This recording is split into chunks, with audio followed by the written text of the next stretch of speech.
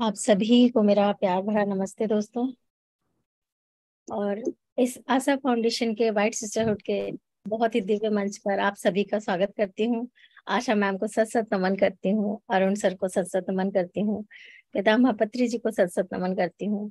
आज हम फिर आशा मैम के साथ बहुत ही दिव्य ज्ञान ले रहे हैं दोस्तों, जहाँ हम देवी पुराण सुन रहे हैं, समझ रहे हैं। नमस्ते दोस्तों। सेम वहाँ पर इस आशा फाउंडेशन के वाइट सिस्टर आज माँ कालरात्रि का 7वें स्वरूप का उनका वर्णन सुनेंगे। माँ कालरात्रि दुष्टों और राक्षसों का संहार करने वाली देवी दुर्गा। ये भयानक रूपों में इन्हें माँ काली भी कहा जाता है। और सुना है कि माँ कालरात्रि जो अंधेरों का अंत करती हैं, ऐसी देवी माँ कालरात्रि को सत सत नमन करती हूँ। और Asha ma'am, over to you. Thank you so much.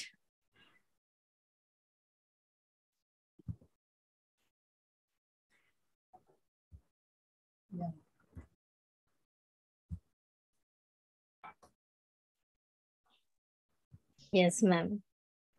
तो चलिए फ्रेंड्स, हम आशा मैम के साथ देवी भागवत पुराण को ग्रहण करते हैं। So thank you so much, Preeti, and namaskar, my dear soul sisters, my dear family, and all the श्रोतागण। जितने भी वो भाग्यशाली सोल्स हैं इस समय जो हमारे संग देवी भागवत पुराण सुन रहे हैं, वो बहुत ही भाग्यशाली हैं, क्योंकि हम बार बार इस चीज की स्तुति कर रहे हैं माँ भगवती की, और मिरेकल्स देख रहे हैं। मैं अपनी लाइफ में रोज एक तरह की एक नवीन प्रकार की ऊर्जा को देख रही हूँ, महसूस कर रही हूँ, दर्शन कर रही हूँ, and every time I am feeling, और मस्ट बी कि आप लोगों का भी ऐसा अनुभव चल रहा होगा। सो यहाँ पे हम आज के दिन आ जाते हैं, बिकॉज अब हम आगे जिसे कहते हैं कि आज हम बढ़ रहे हैं। सबसे पहले तो जो लोग मुझसे प्रश्न पूछ रहे हैं और मेरी पर्सनल चैट में आ रहे हैं और सब तरीके से आ रहे हैं, तो वो सब लेंगे, सब समझोगे। सिर्फ सुनते चले जाओ, सिर्फ श्रवण सुनते चले जाओ, और मन में कोई भी अभी जिज्ञासा को, कुछ भी प्रश्न को अभी एक साइड पे रखे रहने दो, कुछ भी मत लेकर आओ, कुछ भी नहीं। जब हम सुन रहे होते हैं तो गुरु एक ही वाणी कहता है। सबसे पहले सब लोग आ गए हैं, मैं सबको नमस्कार करती हूँ, आप लोग मुझे नमस्कार कर रहे हो, मैं आपको ऑफ कोर्स यस भैया, ओके बेटा। सो यहाँ पे मैं तुम सबको, क्योंकि हम वेट करेंगे अभी 2 मिनट, हमारा जैसे रोज का प्रोटोकॉल है, प्रिया ओके।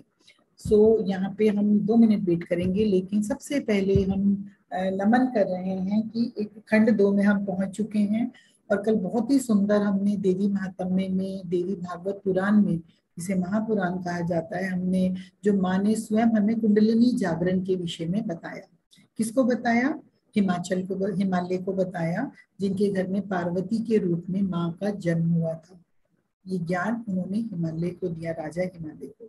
ठीक है। अब यहाँ पे उन्होंने जब कुंडलिनी जागरण का बताया और अपनी स्तुति, तो आगे आज हम आगे चलने से पहले पल भर के लिए सब अपनी आंखें बंद कर लो, क्योंकि मैं मेडिटेशंस में बहुत कम हम लोग जा रहे हैं। मैं सबको देख रही हूँ, तुम लोगों को, तुम अलग अलग समय पे कर रहे हो। अपने संग बैठो, अपने साथ बैठो, ग्रुप में बैठो, जैसे भी, और अपनी ऊर्जाओं को, ये बहुत ही पवित्र दिन होते हैं। आंखें बंद कर लो, और हम जो हमने माँ का, पहले नवरात्रि को हमने माँ को आवाहन किया था, उस दिव्य शक्ति का, माँ भगवती का, तो हम माँ को नमन करते हुए इतना ही कहना चाहते हैं कि माँ, आप आदि शक्ति हो, आप भगवती हो, आप जगदम्बा हो, और हम आपकी संतान हैं। You are the source of the light. You are the source. You are the जननी, जिन्होंने इस जगत की रचना की, और हजारों मनवंतर, युगियां, चतुर्युगियां बीतने पर हम जितने भी जन्म लेकर आए हैं माँ, हमारे कितने जन्म हैं हम नहीं जानते। हम नहीं जानते हमारे 1000 जन्म हुए हैं, 500 जन्म, लेकिन जब जब हम इस धरा पे आए हैं, या हम किसी भी स्थान पर आए हैं, I'm not talking only about the planet Earth, I'm talking about all the existence, we are just talking about the existence. चाहे वो कोई भी लोग था, कोई भी डायमेंशन थी, कुछ भी था, वहाँ जो भी हमारी लीला थी, हमारा जो भी हमारी लर्निंग्स थी, हम जहाँ भी थे, और वहाँ जो भी क्रियाएं हो रही थी, उन सबका कारण आप हो। You are the cause. हम आपको नमन करते हैं। हम उस शक्ति को, जगत स्वरूपा शक्ति को नमन करते हुए आपको आज का हम ये श्रवण के लिए अपने आप को तैयार कर रहे हैं ये माँ। और सारी एनर्जीज हम आपसे ये रिक्वेस्ट करते हैं कि जो भी ज्ञान हम ले रहे हैं अपने स्थूल कर्णों के द्वारा, हम अपने कानों के द्वारा जो इस ज्ञान को ले रहे हैं, हमारी अतीन्द्रिय शक्तियां, हमारी अतीन्द्रिय क्षमताएं इस ज्ञान को पूरी तरह अपनी चेतना में उतार ले। इस ज्ञान को हम पूरी तरह अपने भीतर ले रहे हैं। ये काल रात्रि माँ हम आपको नमन करते हैं। माँ, आप उन सभी आपका जो रूप है, आप समाप्त करने वाली हो, नाश करने वाली हो। आप हमारे भीतर भी यदि कुछ भी हमारे मन में, हमारी बुद्धि में, हमारे चित्त में, हमारे अंतःकरण में अगर कोई भी ऐसा तत्व है, कोई भी ऐसी याद है, कोई भी ऐसा अज्ञान है, कुछ भी है, तो माँ आप उसका नाश कर दो। उसके बीज को ही, उसके कारण को ही जला के भस्म कर दो। हमारे सभी शरीर, हमारे सूक्ष्म शरीर, हमारे कारण शरीर, हमारे स्थूल शरीर, उसको ग्रहण करने के लिए तैयार है। हमारे साथ इस जीवन में जो भी हो रहा है, होगा या हुआ, उन सब की कारण आप हो। हम मंद बुद्धि हैं, हम अज्ञानी हैं, हम मूढ़मते हैं, हम निम्न हैं, हम स्थूल हैं, हम आपकी उस प्रज्ञा के सामने नतमस्तक हो रहे हैं। ये ज्ञान की देवी देवी, ये अज्ञान को दूर करने वाली माँ और ज्ञान को देने वाली, आप हमारे अंतःकरण में उस ज्ञान का, उस ज्योत का, उस प्रकाश का आविर्भाव कर दीजिए। हम ग्रहण करने को तैयार हैं। हम चाहे जिस भी श्रेणी के हैं, लेकिन हम आपके हैं। हम इस ज्ञान को सुनकर ये समझ रहे हैं, जान रहे हैं कि एक ही माध्यम है आपको पाने का, सारे कारणों को समाप्त कर देना। तभी उस आदि पुरुष थे, उस अनंत से, उस परम पुरुष थे हम मिलकर एक हो सकते हैं। Just be with your breaths. Adi Vishwas, Adi Vishwas.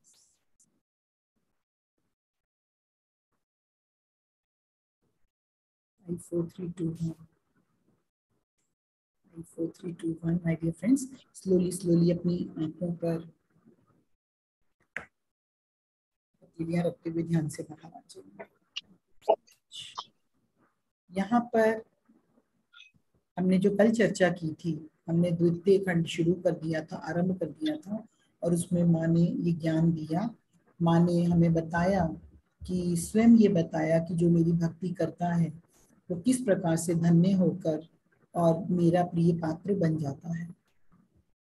हम सभी आज आगे बढ़ने से पहले माँ से यही बारंबार प्रार्थना करेंगे कि मुझे अपनी पसंदी का बना दो जी, मुझे अपनी पसंद का बना दो। मुझे मिटना नहीं आता, मुझे मिटना सिखा दो जी।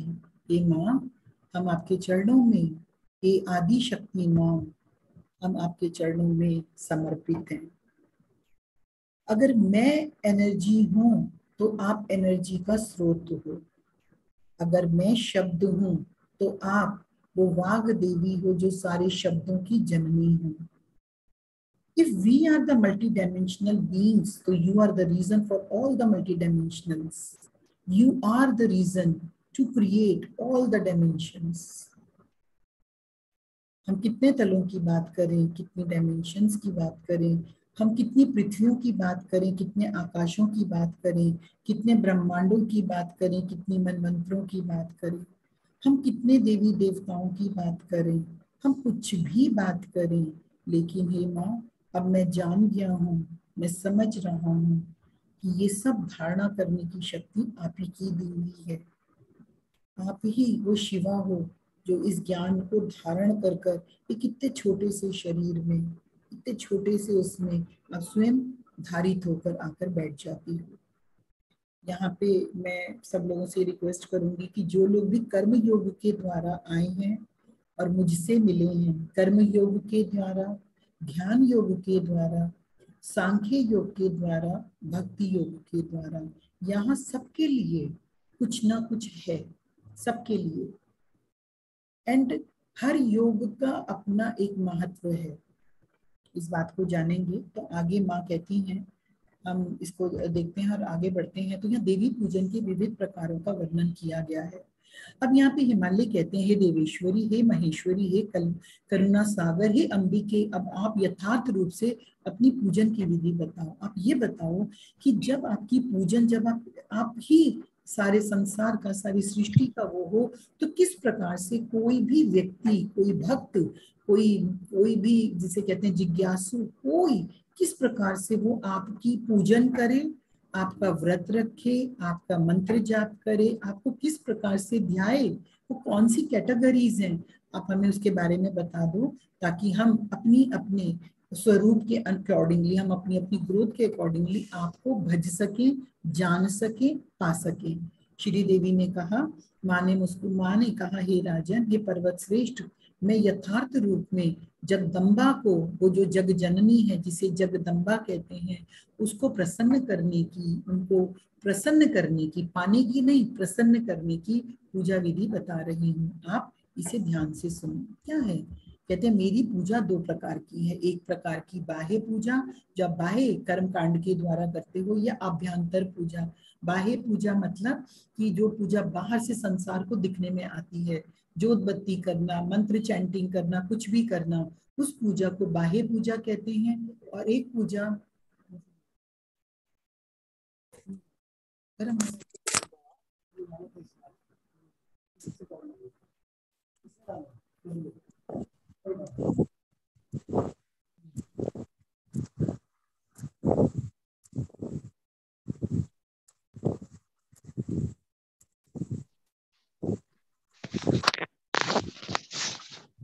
तो वो ये माँ ये कहती हैं कि देखो, दो प्रकार की मेरी पूजा है। पहली पूजा बाह्य पूजा, दूसरी अभ्यंतर पूजा। जो बाहर की पूजा है वो भी दो तरह की है, वैदिकी पूजा और तांत्रिक। आप लोगों ने नाम सुना होगा तंत्र का।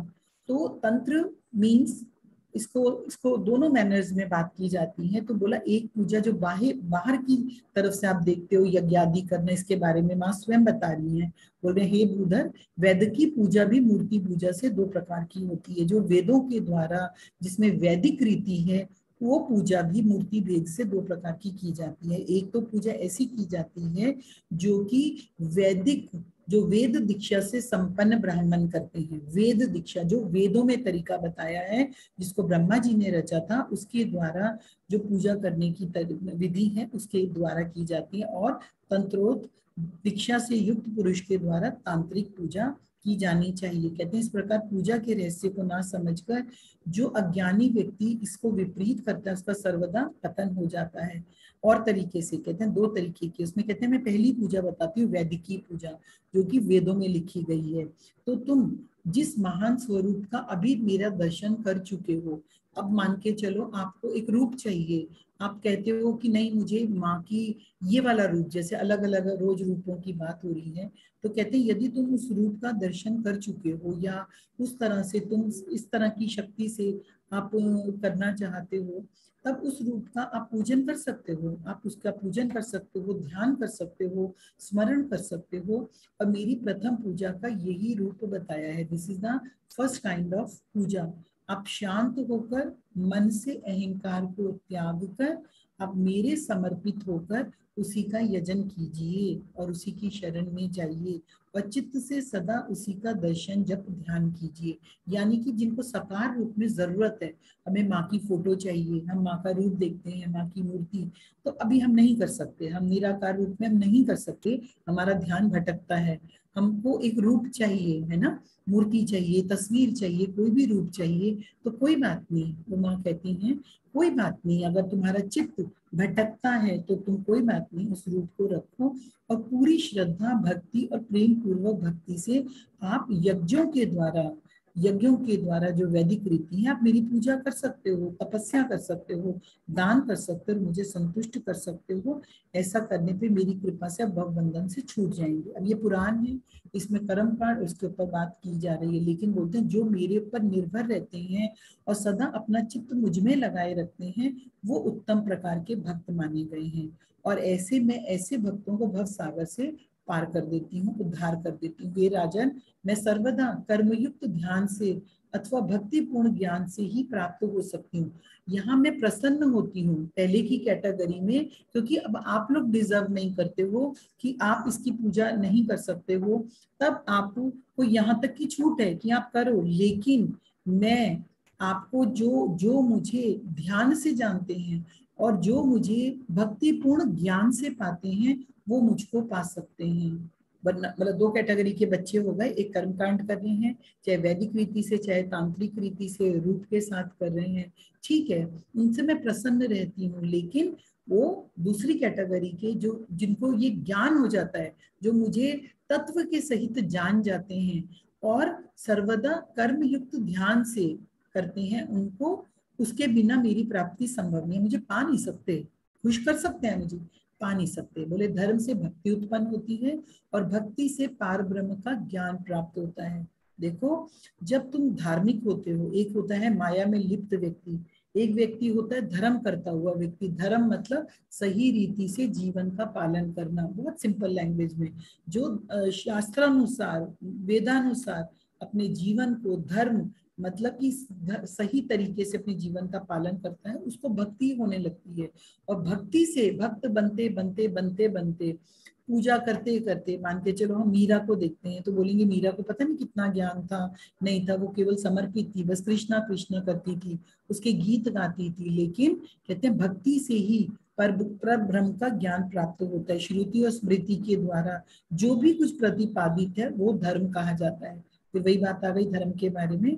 तो कहते हैं कि जो शास्त्रों के द्वारा निरूपित किया गया उसे धर्माभास कहते हैं, धर्म के अनुसार आप जो भी समझते हो। कहते हैं मुझ सर्वज्ञ और सर्वशक्ति संपन्न भगवती से वेद उत्पन्न हुआ है, वेद मैंने उत्पन्न किए हैं, और इस प्रकार मुझ में अज्ञान का अभाव रहने के कारण श्रुति अप्रमाणित नहीं है। कहते हैं ठीक है पूरा ज्ञान नहीं हुआ, लेकिन तुम ये नहीं कह सकते कि जो भी श्रुति में स्मृतियों में बात निकली है वो अप्रामाणिक है, ऐसी बात नहीं है। कहते हैं मनु की जो स्मृति है, मनुस्मृति है, उसकी प्रामाणिकता स्वयं सिद्ध है। स्मृति आदि में कहीं कहीं कटाक्ष पूर्वक, अब इस तरह से करके उन्होंने फिर आगे बताया कि किस प्रकार से कहते हैं जब जब धर्म की हानि होती है और अधर्म की वृद्धि होती है तब तब मैं अलग अलग अवतार धारण करती हूँ। और हे राजन, इसलिए देवताओं और दैत्यों का विभाग हुआ है। ये दो कैटेगरीज हैं, ये आज से 1 लाख साल पहले भी थी, आज भी हैं, सदा रहेंगी। अगर आप ऐसा सोचते हो एक समय आएगा राक्षस देवता बन जाएंगे, ऐसा कभी नहीं होगा, ऐसा कभी नहीं होगा। राक्षस राक्षस रहेंगे, देवता देवता रहेंगे। कहते हैं मैं अवतार लेकर सिर्फ वो जो धर्म की हानि होती है उसको बैलेंस करती हूँ। जो लोग उन धर्मों का सदा आचरण नहीं करते उन्हें शिक्षा देने के लिए मैंने अनेकों नरकों की व्यवस्था कर रखी है। यहाँ पे जो नरकों का जिक्र आ रहा है, you can understand the lower dimensional planes, you can understand कि उसको जो हम बात करते हैं कि astral planes but the lower ones, ताकि उसको समझने के लिए जब आप फिजिकल बॉडी को वोकेट कर देते हो तब उसके बाद आप वहां पर भी इस ज्ञान को समझ पाओ, ठीक है। तब यहाँ पे इस तरह से करके वो बोलते हैं, कहते हैं वेद मार्ग से हटने पर च्युत होने के कारण जो उच्च कोटि के ब्राह्मण हैं जो दक्ष प्रजापति के श्राप से, ऋषि भृगु के श्राप से और महर्षि दधीची के श्राप से दग्ध कर दिए गए थे, उनके उद्धार के लिए भगवान शंकर ने सोपान क्रम से शैव, वैष्णव, सौर, शास्त्र, शाक्त और गणपत्य आगमों की रचना की। उनमें कहीं कहीं वेद विरुद्ध अंश भी कहा गया है। अब यहाँ पे ये बता रहे हैं कि प्लेनेट पे जैसे आप लोगों ने अलग अलग मत देखे होंगे, कोई कहेंगे हम तो शैव मत के हैं, हम तो भगवान विष्णु को ही मानते हैं, तो कहते हैं ये सब चीजें अलग अलग कैटेगरीज को बनाया गया कि जिसको जो भी प्रिय है वो उसके अकॉर्डिंगली अपनी जर्नी पर आगे निकल सके। कहते हैं वेद से सर्वथा भिन्न अर्थ को स्वीकार करने के लिए द्विज अधिकारी नहीं है।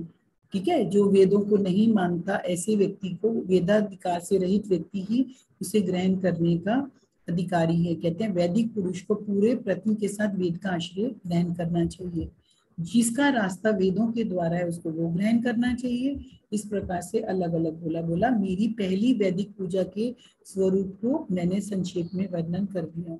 अब दूसरी पूजा सुनो। मूर्ति वेदी के अनुसार हवन करके सूर्य चंद्र मंडल इस प्रकार से जो सगुण रूप वाली भगवती का स्मरण करते हैं वो करुणा से परिपूर्ण है, तरुण अवस्था में विद्यमान है। Those souls are not the mature souls, those souls are the young souls. ऐसे सोल्स कौन है? तरुण अवस्था में रहते हैं। मतलब ऐसे सोल्स पूरे विद्वान जनित नहीं है, उनको पूरा ज्ञान नहीं है, वो तो बस कर रहे हैं, मूर्ति पूजा कर रहे हैं, वेदी बनाकर कर रहे हैं, मन में हृदय में धारण करके कर रहे हैं, कभी जल चढ़ा रहे हैं, यंत्र से कर रहे हैं, मंत्र से कर रहे हैं।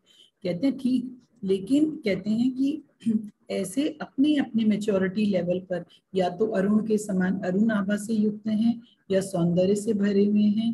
कहते हैं इनमें एक श्रृंगार रस से परिपूर्ण है और सदा भक्तों के दुख से दुखी रहा करती है। कहते हैं कि ये इस तरह की जो कैटेगरी है, कहते हैं इस जगदम्बा का मुखमंडल जो इस वाली कैटेगरी को देखते हैं, ऐसी माँ मुखमंडल प्रसन्नता से युक्त रहता है और ये माँ का रूप है जो इस तरह से कहते हैं जब तक अंतःकरण में पूजा में अधिकार नहीं हो जाता, जब तक आप अंदर से पूजा नहीं करने के योग्य हो जाते। बहुत लोग बोलेंगे अंदर नहीं जा पा रहे, अभी क्या करें, उनको तब तक बाह्य पूजा करनी चाहिए। जो लोग मंत्र से आगे मेडिटेशन नहीं कर पा रहे, उनको लगता है हम मंत्र के द्वारा बेटर मेडिटेशन कर सकते हैं, हम जब ओम की चैंट करते हैं हमारी बेटर मेडिटेशन होती है, या हम बोलते हैं ओम नमः शिवाय बोलते हैं, या हम कोई भी माँ का मंत्र, कोई भी ओम नमः भगवते वासुदेव, एनी काइंड ऑफ मंत्र छोटा छोटा पुट लगाकर हम वो करते हैं तो हमारा मेडिटेशन हो जाता है। लेकिन हम वैसे नहीं कर पाते, फिर तो हमारा ध्यान भटकने लगता है। ऐसे लोगों के लिए देवी माँ ने स्वयं बोला जब तक आप नेक्स्ट लेवल पर नहीं चले जाते तब तक आप पहले ही लेवल को मानो। तो वही बात हो गई जैसे मेडिटेशन में हम बोलते हैं कि जब आप मैच्योर हो जाओगे, जब एक वृक्ष है उसका पेड़ जब एक जिसे कहेंगे कि जब वो मैच्योरिटी के लेवल पे आने लगता है तो पुराने पत्ते अपने आप ही झड़ने लगते हैं, नई कोपलें फूटने लगती हैं। उसी प्रकार जब तक आप नेक्स्ट स्टेप पे चढ़ने के, जैसे कहते हैं कि हम चल रहे हैं, अब एक ऐसा आ गया कि अब हमें दूसरे में जंप लगाना है और हमें दूसरी मंजिल की तरफ जाना है, तो ये जो एक पैर इस नाव में है और मान के चलो दो नाव हैं, अब आपको इस बोट से उस बोट की तरफ जाना है, यहाँ का ज्ञान ले चुके हो फॉर एग्जाम्पल, अब आपको नेक्स्ट लेवल पर जाना है। लेकिन जब तक आप नेक्स्ट लेवल पर एक पैर नहीं रख देते तब तक क्या बेटर ऑप्शन है, एक पाँव पिछली नाव में और एक पाँव अगली नाव में, लाइक दैट। सो एक समय आने पर जब ऐसा होगा और आप दूसरा पैर उठा के वो वाली नाव में रख दोगे एंड यू फील कि यस अभी मैं इस बात को समझ रहा हूँ, इस चीज को ले रहा हूँ, तब आप पहले वाली नौका आपसे खुद ही छूट जाएगी। इस क्या मतलब है, ये ज्ञान और अज्ञान की बात है, ये पूजा और ध्यान की बात है, ये धारणा और उससे पहले की स्थिति की बात है। ये अष्टांग योग में अगर मैं बात करती हूँ तो यहाँ पे ध्यान के पश्चात जो धारणा होती है, धारणा से पहले जो आपकी स्थिति है, उसमें आप किस रूप में अपना जीवन जीकर आए हुए, जिसमें आपकी श्रद्धा है, आपका विश्वास है, ये उस विषय में बात कही जा रही है। इस ज्ञान में रूप के अतिरिक्त ये महामाया जगत पूर्णता मिथ्या है, ये सब कुछ मिथ्या है। अतः भव बंधन के नाश के लिए एक निष्ठ एवं योग युक्त चित्त से मुझ सर्व साक्षिणी तथा आत्म स्वरूपिणी भगवती का चिंतन करना चाहिए। कहते हैं अब मैं आपको बाह्य पूजा, ये बाह्य पूजा के ये अभी इन्होंने माँ ने स्टार्टिंग की है और इसके बाद फिर पूजा के अन्य भी बताते हुए माने और आगे इस प्रकार की पूजा विधि बताई है। पूजा विधि को मैं ज्यादा लंबा नहीं ले रही हूँ क्योंकि आप जानते हो इस विषय में। यहाँ पे बस इतना ही समझो, फल श्रुति की जो बात हो रही है कि जैसे आप पूजा करते आए हैं, मान के चलो एक आप कुंडलिनी शक्ति का ध्यान करके कर सकते हो, शिखा के मध्य में सच्चिदानंद स्वरूपिणी मुझ भगवती का ध्यान आप कर सकते हो, इस प्रकार से आप कर सकते हो।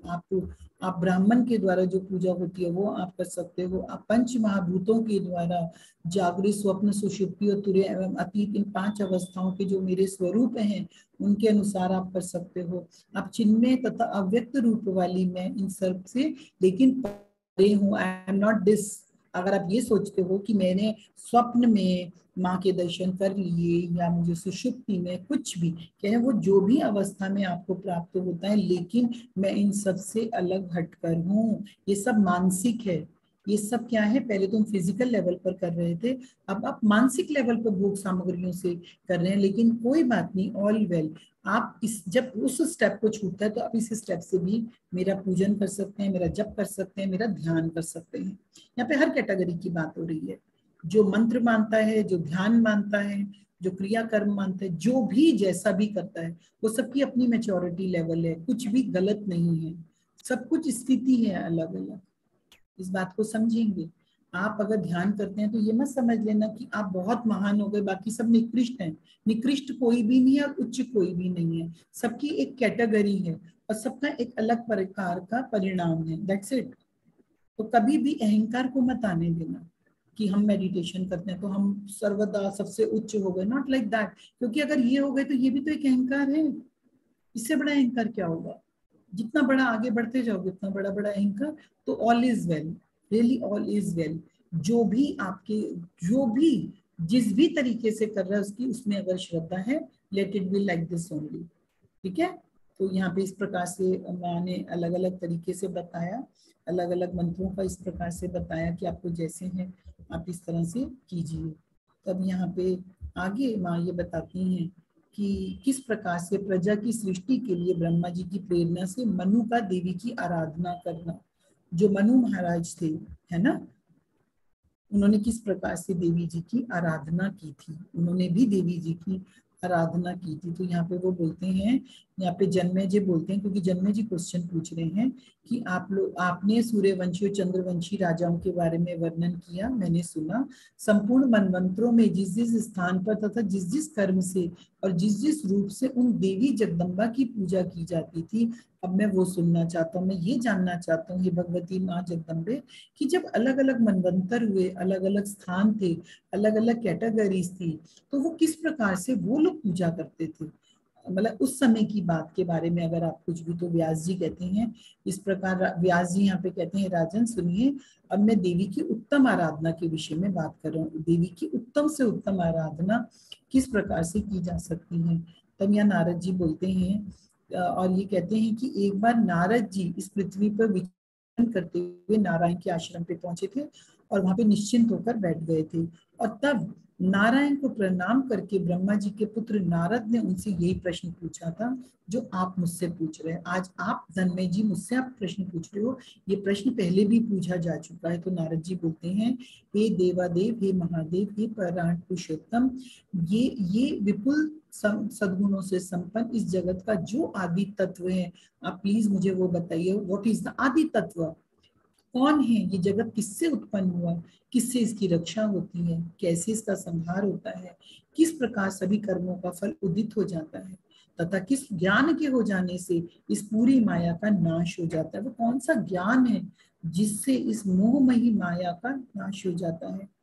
तो ये आप मुझे बताइए, वो कौन सा पूजा है, वो कौन सा जप है, वो कौन सा ध्यान है, ऐसी किस प्रकार की मेडिटेशन है जो अंधकार में सूर्योदय की भांति अपने हृदय कमल में प्रकाश उत्पन्न कर देती है। ये देव, इन सभी प्रश्नों का उत्तर आप मुझे बताइए, ताकि संसार के प्रत्येक प्राणी का अज्ञान, अंधकार दूर हो जाए और वो इस माया को, इस भव सागर को शीघ्र पार कर ले। व्यास जी ने कहा, देवऋषि नारद के इस प्रकार पूछने पर भगवान नारायण ने स्वयं नारायण ने साधुवाद देकर ये वचन कहा। हरि नारायण ने कहा, यानी कि विष्णु भगवान ने नारायण ने कहा, हे नारद, हे देवऋषि श्रेष्ठ, अब आप जगत का उत्तम तत्व सुनिए। तो यहाँ पे अब हम आगे जो सुनने जा रहे हैं वो जगत का उत्तम तत्व है, जो नारायण ने खुद बोला। कहते हैं, जिसे जान लेने पर मनुष्य संसारिक भ्रमों में नहीं पड़ता। इस जगत का एकमात्र तत्व भगवती जगदम्बा ही है, ऐसा मैं बता चुका हूँ। ऋषियों, देवताओं, गंधर्वों और अन्य मनीषियों ने भी ऐसा ही कहा है। 3 गुण, सतोगुण, रजोगुण, तमोगुण से युक्त होने के कारण वह भगवती संपूर्ण जगत की रचना करती है। पालन भी वही करती है, संहार भी वही करती है, ऐसा कहा गया है। अब मैं भगवती के सिद्ध ऋषि पूजित स्वरूप का वर्णन करूंगा, जिसको ऋषिगण पूजते हैं, और जो सिद्ध रूप है, जो स्मरण करने वालों के सभी पापों का नाश हो जाता है, उनके मनोरथ पूरे हो जाते हैं और उन्हें मुक्ति भी मिलती है। ब्रह्मा के पुत्र तथा शतरूपा के पति स्वयंभू मनु आदि मनु हैं। उस प्रतापी और श्रीमान मनु को समस्त मनवंतरों का अधिपति कहा गया है। कौन अधिपति है? समस्त मनवंतरों के अधिपति हैं ब्रह्मा के पुत्र मनु। पूर्व काल में एक बार मनु अपने पुण्यात्मा पिता ब्रह्मा के पास भक्ति पूर्वक सेवा में संलग्न थे।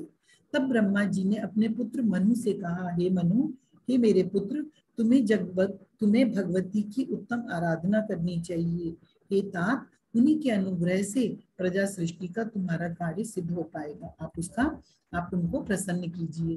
तब कहते हैं, जब ऐसा कहा तो स्वयंभू मनु अपनी तपस्या से जगत की योनि रूपा भगवती को, अब यहाँ पे माँ को योनि रूपा क्यों कहा जा रहा है? जिस प्रकार बालक का जन्म माँ के गर्भ से, माँ की योनि के द्वारा होता है, उसी प्रकार संपूर्ण ब्रह्मांड की रचना माँ के द्वारा होती है, इसलिए माँ का ये भी नाम है। उन्होंने एकाग्र चित्त होके माया स्वरूपिणी सर्वशक्ति में सभी कारणों की भी कारण देवेश्वरी आद्य भगवती का स्तवन आरंभ किया। मनु ने कहा, जगत के कारणों की भी कारण नारायण के हृदय में विराजमान और हाथों में शंख चक्र गदा धारण करने वाली हे देवेश्वरी, आपको बारंबार नमन है।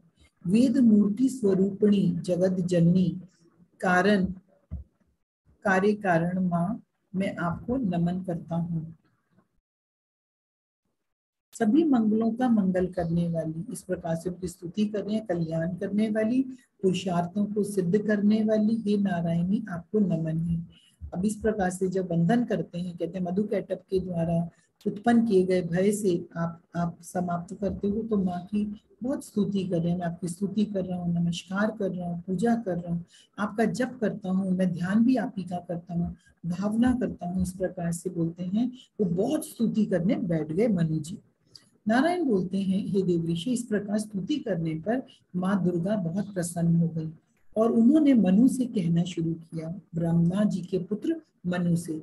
अब आप ये स्टोरी समझ रहे हो कि ब्रह्मा जी ने मनु को कहा, बेटा आप उनकी आराधना करो। मनु ने स्तुति करनी शुरू की है और ये सारा वृत्तांत हरि बता रहे हैं, नारायण स्वयं बता रहे हैं। देवी ने कहा, हे राजेंद्र, मैं आपके द्वारा भक्ति पूर्वक की गई स्तुति से प्रसन्न हूँ। हे ब्रह्मदेव, अब जो भी वर चाहते हो उसे मांगो। मनु ने कहा, हे माँ, यदि आप मेरी भक्ति से प्रसन्न हो तो मैं, अब यहाँ पे देखो क्या किया मनु ने, बेसिकली क्या किया, वो पूरी तरह समर्पित हो रहे हैं, पूरे हृदय से बात कर रहे हैं, पूरा सरेंडर मोड में है, पूरे सरेंडर्ड हैं और वो उनकी महिमा गा रहे हैं। महिमा गाने का क्या अर्थ है?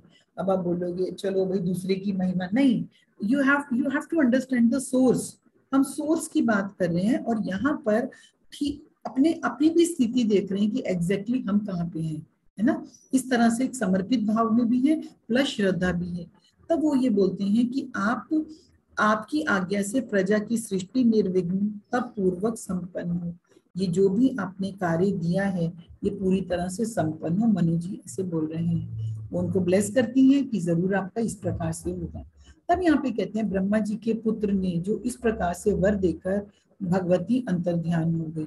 अब यहाँ पर कहते हैं कि अब अपने पुत्र की बात सोच के प्रजापतियों के स्वामी ब्रह्मा जी ये सोचने लगे कार्य कैसे संपन्न हो, क्योंकि अभी तो सृष्टि की करते हुए, रचना करते हुए मेरा बहुत समय बीत गया, अब ये पृथ्वी जल के द्वारा फिर से अपलावित हो गई है, भर गई है, डूब गई है। अब यहाँ पर वो भगवान आदि पुरुष मेरे सहायक बन के ये सुनिश्चित कार्य करेंगे जिनके आदेश पर मैं आश्रित हूँ। तो इस प्रकार कहते हैं ब्रह्मा जी की नासिका से वारा के रूप में भगवान श्री हरि प्रकट हुए हैं और पृथ्वी का उद्धार करना, और ब्रह्मा जी ने उनकी स्तुति की है। तब यहाँ पर स्तुति करते हुए कहते हैं महाराज मनु की वंश परंपरा का वर्णन। ब्रह्मा जी के पुत्र मनु हैं, लेकिन मनु जी की आगे की वंश परंपरा क्या है। तब नारायण बोलते हैं कि इस प्रकार पृथ्वी को जब प्रतिष्ठित हो गई पृथ्वी और भगवान अपने स्थान पर चले गए, वैकुंठ चले गए, तब ब्रह्मा जी ने अपने पुत्र से कहा कि हे पुत्र, हे स्वयंभुव, हे मनु, अब तुम अपने स्थान पर रह के प्रजा की सृष्टि करो, प्रजाओं की सृष्टि करो, आगे मतलब प्लैनेट को आगे चलाओ, मनु को कह रहे हैं। इस प्रकार से जब आप इसको करोगे तब ये आगे उत्तम से उत्तम आगे बढ़ती रहेगी, मतलब पॉपुलेशन बढ़ती रहेगी, आप आगे, इस तरह से करके बोला।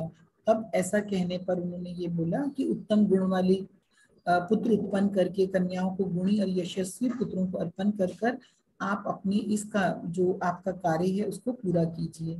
और इस प्रकार से करके वो भी ब्रह्मा जी भी अपने मनु को ऐसा कहकर वो चले गए कि ये पुत्र अब तुम प्रजाओं का सृजन करो। पिता की इस आज्ञा को पृथ्वीपति स्वयंभू मनु ने हृदय में धारण कर लिया और वे प्रजा सृष्टि करने लगे। अब यहाँ पे आगे का पूरा वंश बता रहे हैं।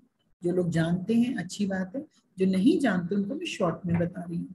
मनु से प्रिव्रत और उतानपाद नामक 2 महान ओजस्वी पुत्र और 3 कन्याएं उत्पन्न हुई थी। ठीक है।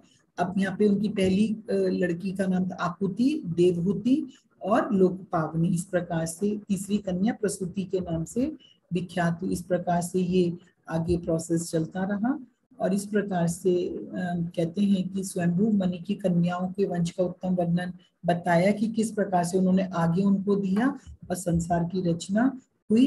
अब इसके बाद के जो प्रसंग है उनमें बात की जा रही है समुद्र और द्वीपों की उत्पत्ति कैसे हुई।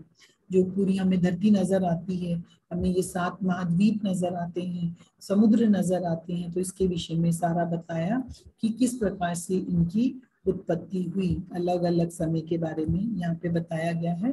भूमंडल पर स्थित विभिन्न द्वीपों का और वर्षों का विवरण दिया गया है कि किस प्रकार से अलग अलग प्रकार के यहाँ पर इनकी सृष्टि हुई है। जम्बू द्वीप अलग अलग प्रकार के और इसकी पूरे इसके विषय में पूरा का पूरा दिया गया है। अब इसके बाद सुमेरु पर्वत का, अब तो ये पृथ्वी हो गया कि पृथ्वी की कैसे करके हुआ या, और ऐसे सुमेरु पर्वत का वर्णन और गंगा अवतरण का व्याख्यान दिया गया है। इसके बाद उन्होंने बोला कि सुमेरु जो पर्वत है वो क्या है, पृथ्वी का बता दिया सारा अलग अलग समय का। सुमेरु पर्वत के बारे में बताया कि ये पहले 18,000 योजन लंबा था और 2,000 योजन चौड़ा था और ऊंचाई वाले 2 पर्वत हैं और दोनों पर्वत जठर और देवकुट हैं। सुमेरु के पश्चिम में भी 2 पर्वत हैं, पहले का नाम है पवमान और दूसरे का नाम है पारियात्र।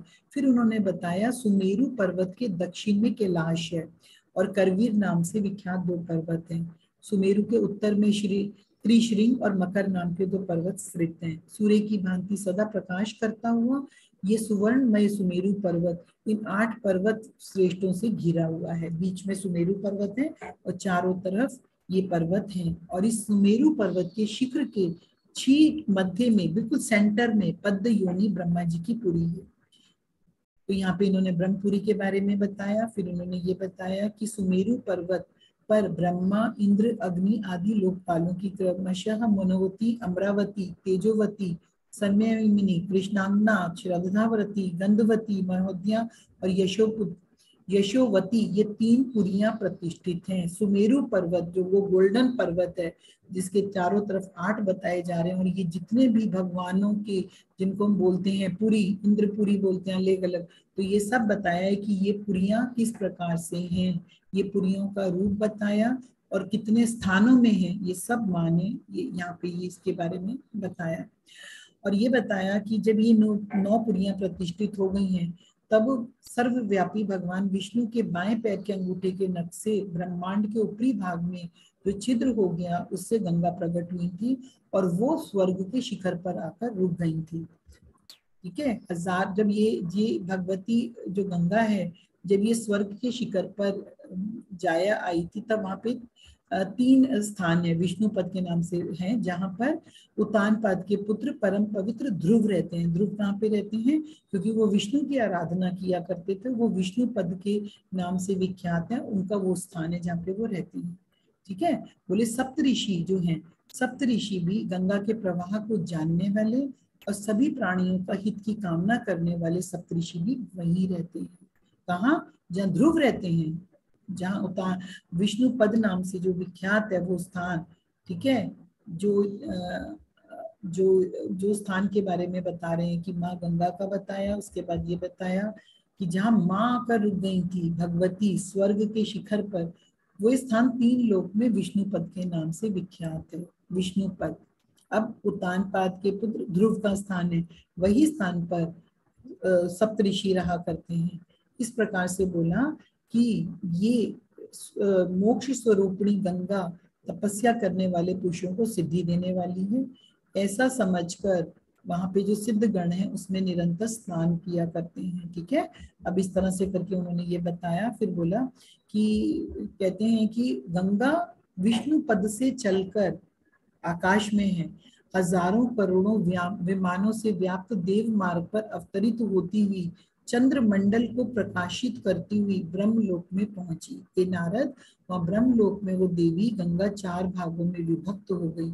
मैं समझती हूँ कि तुम सबके लिए एक बहुत ही एक सुंदर जो जानकारी है, कभी ना कहीं ना लिखी गई है, ना पढ़ी गई है, ना बोली गई है, इतना सुंदर लग रहा है। तो कहते हैं जब जब गंगा विष्णु पद से, जहाँ पर ध्रुव रहते हैं, जहाँ पर सप्तऋषि रहते हैं, उसके बाद जब वो चलती हैं माँ गंगा, तो विष्णु पद से चल के वो ऐसे मार्ग पे पहुंच जाती है जहाँ ब्रह्मलोक है। ब्रह्मलोक में वो 4 पार्ट्स में डिवाइड हो जाती है, जिसे सीता, चतुहु यानी चक्षु, अलकनंदा और भद्रा इन नामों से माँ प्रसिद्ध हैं, जो कि ब्रह्मलोक में। उनमें से सभी पापों का शमन करने वाली सीता विख्यात गंगा ब्रह्मलोक से उतरकर केसर नामक पर्वतों के शिखर से गिरती हुई गंधमादन पर्वत के शिखर पर गिरी और वहीं से वह पूर्व दिशा की तरफ बह गई। इसके बाद देवताओं से पूजित वे देव नदी गंगा शारोदी नदी में मिल गई।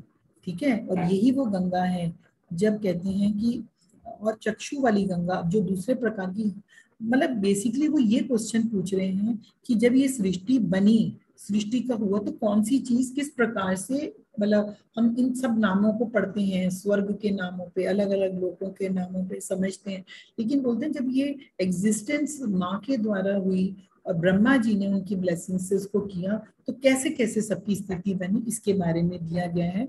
तो कुछ बातें मैं माँ गंगा के बारे में आप लोगों को ये बताना चाह रही हूँ कि जो वो 4 पार्ट्स में डिवाइड हो गई। तो पहले सीता थी, दूसरी चक्षु नाम वाली गंगा थी, वो दूसरे पर्वत से निकली, क्योंकि पर्वत की ऊंचाई से निकलते हुए माल्यवान पर्वतों की शिखर से निकली और केतु माल वर्ष में आ गई। ठीक है। इस प्रकार से करके बोल रहे हैं।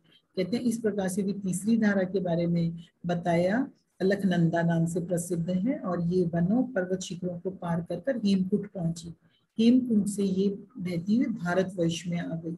अब ये जो गंगा हमारी धरती पर है, ये अलकनंदा अलकनंदा से होती हुई पर्वत शिखरों को पार करती हुई हेमकुट पे पहुंची और वहां से ये भारतवर्ष में आ गई।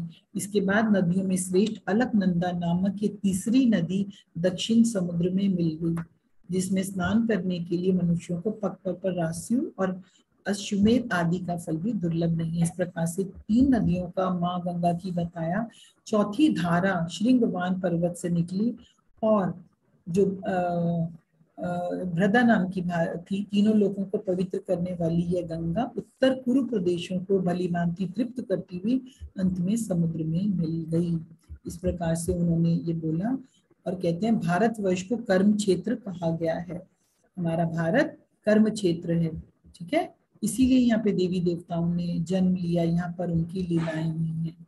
इस प्रकार से कहते हैं कि हम हुए ग्रीव की इस वक्त जिक्र नहीं करेंगे, कि रिपीट हो रहा है, जिसका हमने पहले कर लिया था कि उसकी उपासना हुई थी और किस प्रकार से उन्होंने यह ग्रीव राक्षस का वध किया था। यहाँ पे अभी हम आगे ये बढ़ते हैं। तो यहाँ पे केतु माल वर्ष में अलग अलग वर्ष में बोल रहे हैं। हरि वर्ष में जैसे समय की बात की जा रही है, तो इन्होंने वर्षों के नाम रखे हैं। बोले हरि वर्ष का वो समय था जब प्रहलाद के द्वारा नरसिंह रूप की आराधना की गई थी। कहते केतु माल वर्ष में श्री लक्ष्मी जी के द्वारा कामदेव रूप की और रमनक वर्ष में मनु जी के द्वारा मत्स्य रूप की स्तुति आराधना इस समय में की गई थी। ये समय बता रहे हैं धरती पर किस किस समय क्या हुआ था। बोले हिरण्य वर्ष में, जब हिरण्य वर्ष है, ये वर्षों के नाम बता रहे हैं, कच्छ रूप की आराधना की गई थी। ठीक है, जो पृथ्वी पर नारायण के अलग अलग रूप हैं, वो कौन सा समय था। उत्तर कुरु वर्ष में पृथ्वी के द्वारा वाराह रूप की और किम पुरुष वर्ष में, यानी नाम है ये सारे वाराह रूप, और किम पुरुष वर्ष में श्री हनुमान जी के द्वारा श्री रामचंद्र के रूप की स्तुति की गई थी। नारायण के अलग अलग 10 रूपा अवतार में वर्षों के नाम, यानी पृथ्वी पर जो समय किया जाता है, हम लोग तो सालों की बात करते हैं कि भाई ये तो है, ये तो इस तरह से है, तो कहते हैं कि ये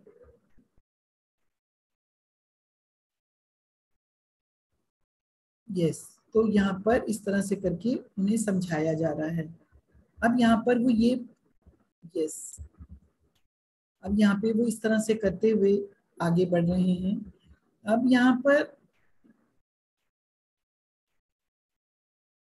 कहते हैं कि यहाँ पे एक बीच में एक प्रश्न आया था, जहाँ पे ये बोलते हैं कि एक शंका उनके मन में हुई, भगवान तो सभी की आत्मा है, फिर यहाँ उन्हें धीर पुरुषों की ही आत्मा क्यों बताया गया।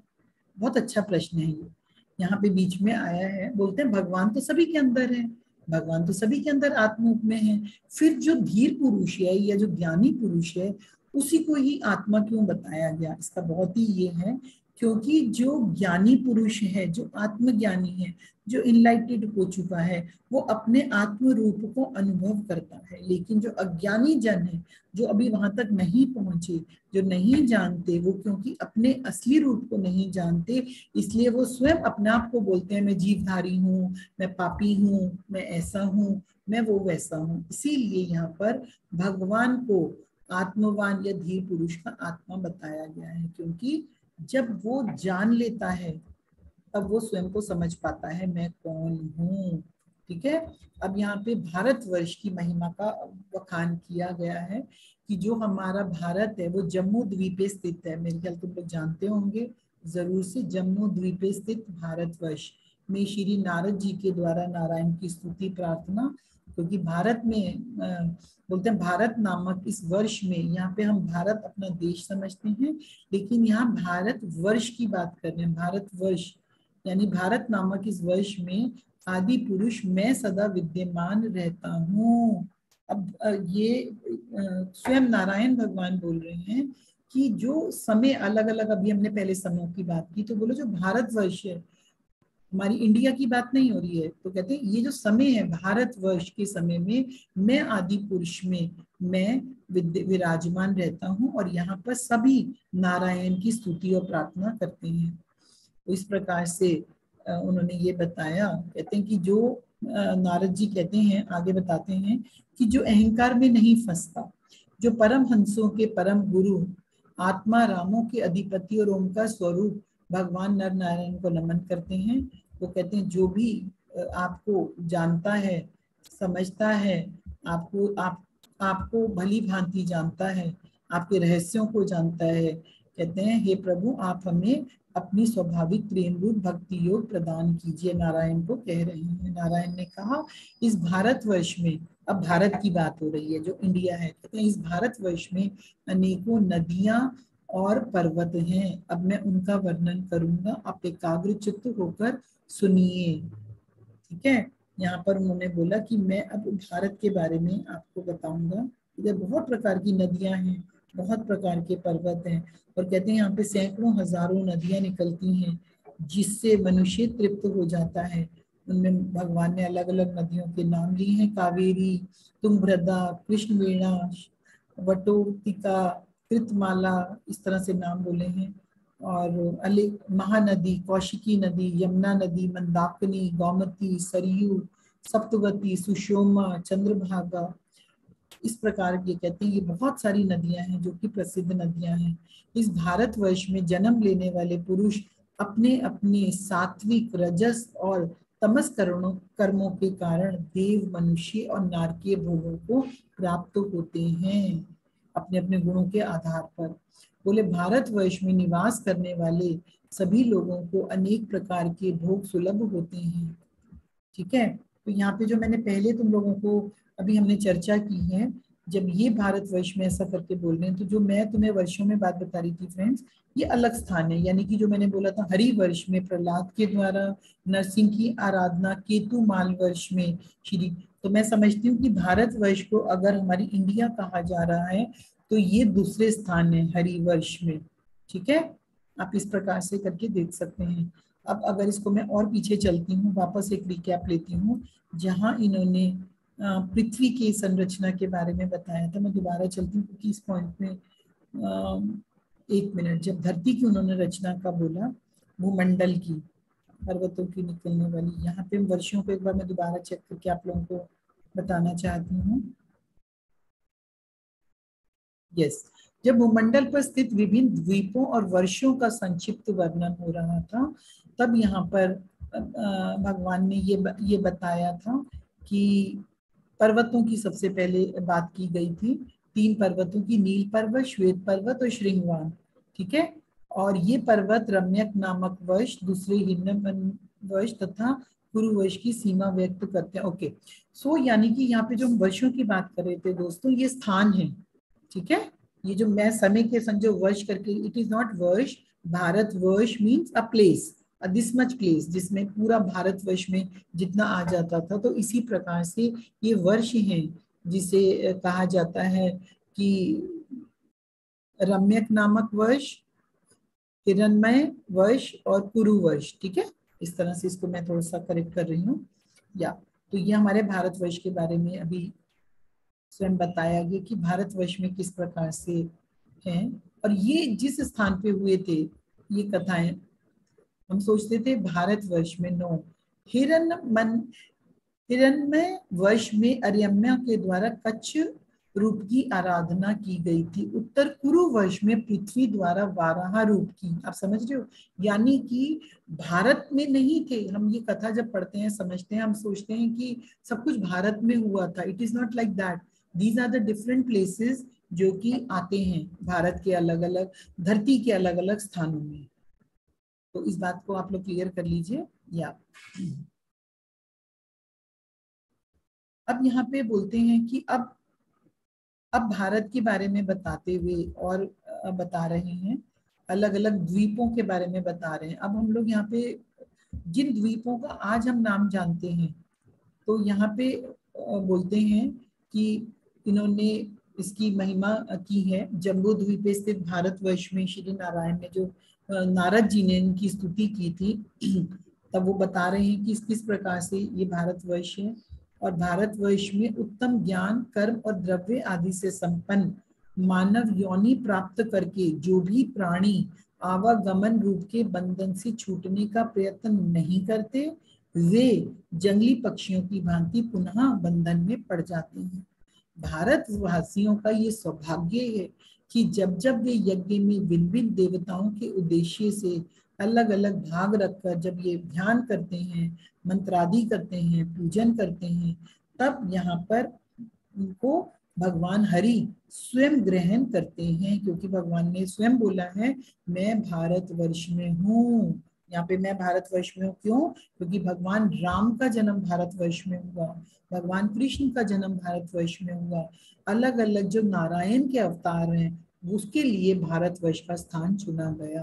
ठीक है, तब यहाँ पे अब आगे अलग अलग और प्रदेशों का वर्णन, फिर क्योंकि ये खंड 2 में हम अलग प्रकार से देख रहे हैं कि चीजों का, तो यहाँ पे एग्जिस्टेंस के बारे में बताया गया। लक्ष्य, शालमली और कुशदीप का वर्णन किया गया अलग अलग प्रकार से। ये यहाँ पे फिर क्रौंच, शाप और पुष्कर द्वीप का वर्णन किया। तब यहाँ पे ये धरती के अलग अलग प्लेसेस का हो रहा है। लोकालोक पर्वत का वर्णन, तो यहाँ पे एग्जिस्टेंस का वर्णन हो रहा है फ्रेंड्स, जिसको आप लोग केवल पृथ्वी पर नहीं, अलग अलग पूरे ब्रह्मांड में समझ लो। सूर्य की गति का वर्णन, नारायण ने कहा, हे नारद, अब मैं सूरज की उत्तम गति का बताऊंगा। शीघ्र मंद गतियों के बारे में सूर्य का गमन होता है सुश्रेष्ठ। सभी ग्रहों के 3 ही स्थान हैं, जितने भी ग्रह हैं उनके 3 स्थान हैं। जार जाददव, ऐरावत और वैश्वानर, जिसमें जार दगव मध्य में, ऐरावत उत्तर में और वैश्वानर दक्षिण में निर्दिष्ट किए गए हैं। कह रहे हैं जितने भी प्लैनेट्स हैं उनके इस प्रकार से स्थान है। ठीक है। फिर उन्होंने नक्षत्रों के बारे में बताया। अश्वनी, भरणी, कृतिका को नागविथि कहा गया है, रोहिणी, मृगशिरा और आद्रा को गजविथि कहा जाता है। अब इस प्रकार से अलग अलग उन्होंने विधियां बताई, अलग अलग गलियां बताई, अलग अलग मास बताए, फाल्गुनी, मघा, चित्रा, अलग अलग नक्षत्रों के बारे में अलग अलग इस चीज का वर्णन यहाँ पे श्री देवी भागवत में किया गया है। उन्होंने सूर्य के साथ साथ में उन्होंने चंद्रमा और ग्रहों की गतियों के वर्णन के भी बताया है। उन्होंने ये बताया है कि जो सूर्य के सम्मुख स्थित होकर मनोहर वैदिक मंत्रों के द्वारा उनका स्तवन करते हैं, जैसे कि वैदिक लोग करते हैं, जैसे आर्य समाजी लोग करते हैं, बिकॉज हम लोग भी ऐसे ही किया करते थे फ्रेंड्स, कि जब संध्या किया करते थे तो उगते हुए सूरज को देखना प्रातः काल, फिर संध्या काल में। तो बोला वैसे ही जो अन्य ऋषि, गंधर्व, अप्सराएं, नाग, राक्षस, यक्ष, देवता हैं, उनमें से एक एक करके ये सातों दो दो मिलकर प्रत्येक महीने परमेश्वर सूर्य की उपासना करते हैं। सभी सूर्य की उपासना करते हैं। ठीक है। अब इस प्रकार से वो ये बता रहे हैं कि जो सूरज है तो प्रति क्षण 2002 योजन की दूरी पर चलते हुए 9,51,00,000 योजन मार्ग वाले भूमंडल की निरंतर परिक्रमा करते ही रहते हैं। इसके बाद अगले अध्याय में चंद्रमा और ग्रहों की गतियों का वर्णन किया गया है। इनकी गतियां क्या हैं। अब यहाँ पर ये बताया गया है ध्रुव मंडल, जहाँ पे ध्रुव रहा करते हैं, शिशुमार चक्र, इसके बारे में बताया। श्री नारायण ने कहा सप्तऋषि मंडल से 13 लाख योजन दूरी पर, अगर आप लोग स्टार सिस्टम को देखते हो, अगर आप मैप देखते हो, या हम अगर नासा के द्वारा चित्रों में, तब वहां पे आप देख पाओगे कि आपको अलग अलग प्लैनेट्स के नाम लिखे होंगे, तारों के नाम लिखे होंगे, ध्रुव तारे का नाम लिखा होगा, ये सब उन चीजों का वर्णन किया जा रहा है।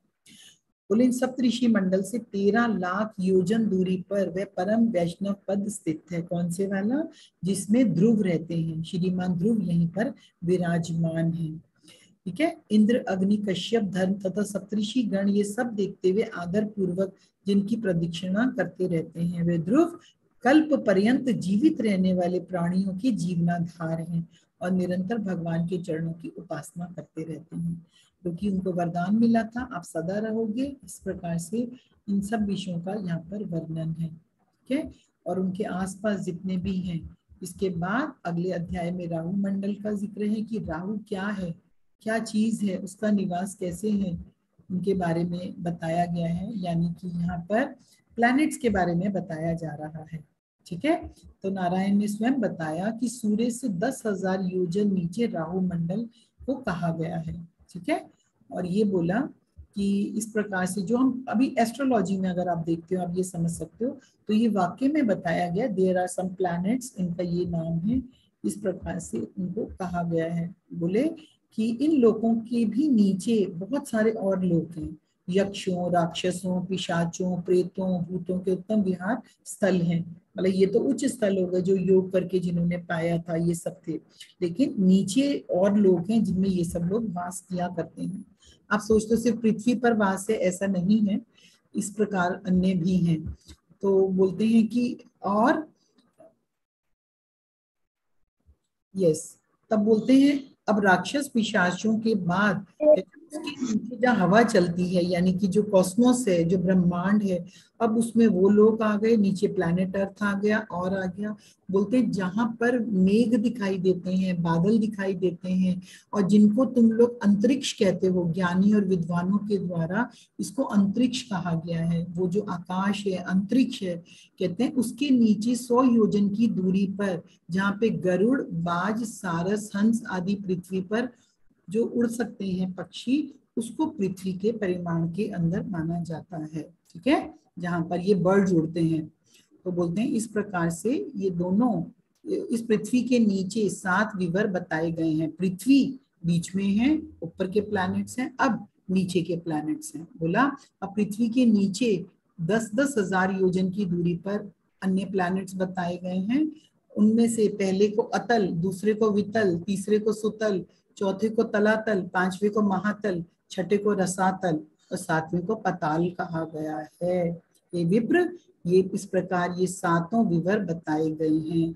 ये विवर एक प्रकार से स्वर्ग ही हैं। अनेकों उद्यान और विहार स्थलियों से तथा काम भोग ऐश्वर्य सुख और समृद्धि से युक्त यहाँ के भुवनों में स्वर्ग से भी बढ़कर सुख और आस्वाद उपलब्ध है। Now you can understand when we talk about the different dimensions. Meditation में भी हम देखते हैं कि अनेक प्रकार के अनुभव होते हैं, हम देखते हैं। तो जहाँ पर ये सब चीजें यहाँ पर देवी भागवत में भी बताई गई हैं, जिनको अलग अलग जगह अलग अलग प्रकार से अलग अलग नामों से इनका विवरण है, लेकिन ये जो संस्कृत से हिंदी में ये करके है, तो यहाँ पे इस प्रकार से पूरा वर्णन दिया गया है। बोलते हैं जो लोअर प्लेन्स हैं, जहाँ पे अतल वितल सुतल तलातल, आप लोगों ने जरूर नाम सुने होंगे, नहीं सुने तो कोई नहीं, महातल रसातल पताल, कहते हैं यहाँ पे सब प्रकार के सुख हैं। और यहाँ पर कौन रहता है? महाबली दैत्य रहते हैं, नाग रहते हैं, दानव रहते हैं, अपनी फैमिलीज के साथ में रहते हैं। वो अपने अपने घरों के स्वामी हैं, अपने अपने स्थानों के स्वामी हैं। और यहाँ पे अनेकों प्रकार की जो माया के स्वामी हैं, जो मैं नामक दानव था, उसने अनेकों प्रियों का निर्माण करवाया था। वहां पे भी हीरे जवाहरात भवन है, वृक्ष हैं, नेचर है, और इस प्रकार से सब चीजें यहाँ पे जो लोअर प्लेन्स हैं वहां पे भी सब चीजें हैं। उनमें भी पक्षियों के समूह रहते हैं, मछलियां भी हैं, अनेकों प्रकार से सब कुछ है। तब जब आप मेडिटेशन के टाइम कहीं पे भी निकल जाते हैं, जब आप कुछ भी देखते हैं, तो ये जरूरी नहीं होता वो हमेशा स्वर्ग लोक हो। इस बात को हमेशा याद रखना, ठीक है? वो कहीं पे भी हो सकते हैं, प्लैनेट के अबव भी हो सकते हैं, बिलो भी हो सकते हैं, कहीं पे भी हो सकते हैं। तब इस प्रकार से करके ये बताया कि इनमें जो निवास करते हैं, इन लोगों को औषधियों की जरूरत नहीं होती, अन्न की जरूरत नहीं होती, स्नान की जरूरत नहीं होती। जो यहाँ पर हैं, जो इन्होंने ये स्थान बताए हैं, तो या जो पुरियां हैं, मतलब इनमें जो आप धरती पर देखते हो, कहते हैं ऐसी चीजें नहीं है, वो झुरियां नहीं पड़ते हैं, हमेशा यंग रहते हैं। और अलग अलग प्रकार से जो ये डायमेंशंस हैं, कहते हैं ना यहाँ पे बुढ़ापा आता ना बाल पकते, तो बोलते हैं हे ब्रह्मपुत्र नारद, उन कल्याणमय लोगों को भगवान श्री हरि के तेजस्वी सुदर्शन चक्र के अतिरिक्त अन्य किसी से भी भय नहीं रहता, किसी से भी नहीं डरते, वो केवल सुदर्शन चक्र से डरते हैं। That's it. आगे उन्होंने फिर आगे का और वर्णन है, अतल वितल और सुतल लोक, सुतल लोक का और इन्होंने वर्णन किया है। बोले कि जो अतल था, अतल नाम के जो परम सुंदर विवर में मैं दानव का पुत्र बल रहता था, ठीक है? इस तरह से करके उन्होंने ये बताया है कि किस प्रकार से राक्षसी, फिर उनके जीवन के बारे में इस तरह से बताया। और अब बोला कि यहाँ पर जो पहले वाला तल था, और इसके बारे में यहाँ जो ये राक्षस रहता है, मैं दानव नाम का पुत्र बल जो रहता है, और उसने सभी प्रकार की कामनाओं की सिद्धि कराने वाली 96 प्रकार की मायाएं रची थी, और जिसमें बहुत सी मायावी, जिसमें लोग अलग अलग प्रकार के शरीर धारण कर लेते हैं, अलग अलग प्रकार की, जैसे आपने पहले भी राक्षस का देखा था जब हम बात कर रहे थे, महिषासुर कभी किस फॉर्म में आ गया, तो वो उनको प्राप्त हैं। तो इस प्रकार से सेकंड जो अतल लोक है, जो दूसरे वाला है वितल है, तो ये इसके बारे में वितल नाम ने बोला हाटकेश्वर नाम से प्रसिद्ध है। ये भगवान शिव और पार्षद गणों से निरंतर घिरे रहते हैं। देवताओं से ये सुपूजित, ये भगवान शिव ब्रह्मा की रची गई सृष्टि के विस्तार के लिए भवानी के साथ रमण करते हैं, विराजमान रहते हैं। यहाँ भगवान शंकर और पार्वती के तेज से हाटकी नामक श्रेष्ठ नदी प्रादुर्भूत है। यहाँ पे इस तरह से बताया है, कह रहे हैं यहाँ पे अग्निदेव महान ओज पूर्वक उसका जल पीते रहते हैं, वायु से प्रज्वलित। तो बोले वितल के नीचे सुतल नामक विवर है, जो सभी विलों में श्रेष्ठ है। यहाँ पर विरोचन के पवित्र कीर्ति वाले बलि रहते हैं। वितल के नीचे सुतल में कौन रहते हैं? बलि रहते हैं। बलि कौन? जिन्होंने, आपको सबको पता होगा कि जब वामन अवतार में उन्होंने राजा बलि ने ये दिया था, तो देवराज इंद्र का परम प्रिय कार्य करने की इच्छा से वामन रूप भगवान विष्णु बलि को इस सुतल में लाए थे। जब उन्होंने नाप लिया तो उन्होंने कहा मैं कहाँ जाऊंगा, तब उन्होंने सुतल दे दिया था। आप लोगों को ये कथा पता होगी। तब बलि उन्हीं देवदेश्वर श्री हरि की भक्ति पूर्वक आराधना करते हैं। वे सुतल के अधिपति के रूप में आज भी वहां पे निर्भय होकर रहते हैं, क्योंकि बलि भी, उनका भी नाश नहीं हुआ था, वो हैं। इस प्रकार से बोले बलि के लिए ये सुतल लोक की प्राप्ति अखिल जगत के स्वामी भगवान विष्णु को दिए गए भूमि दान का फल है, क्योंकि उन्होंने दे दिया था, है ना। जब उन्होंने बोला नाप के तीनों जहाँ पे भी है वामन अवतार की है बात, तो उस तरह से कहते हैं कि उन्होंने उनको दिया था। तब इस प्रकार से कहते हैं नारद, इन भगवान ने हम देवताओं पे कोई अनुग्रह नहीं किए, जो कि इस प्रकार से बोलते हैं कि आगे अब बता रहे हैं।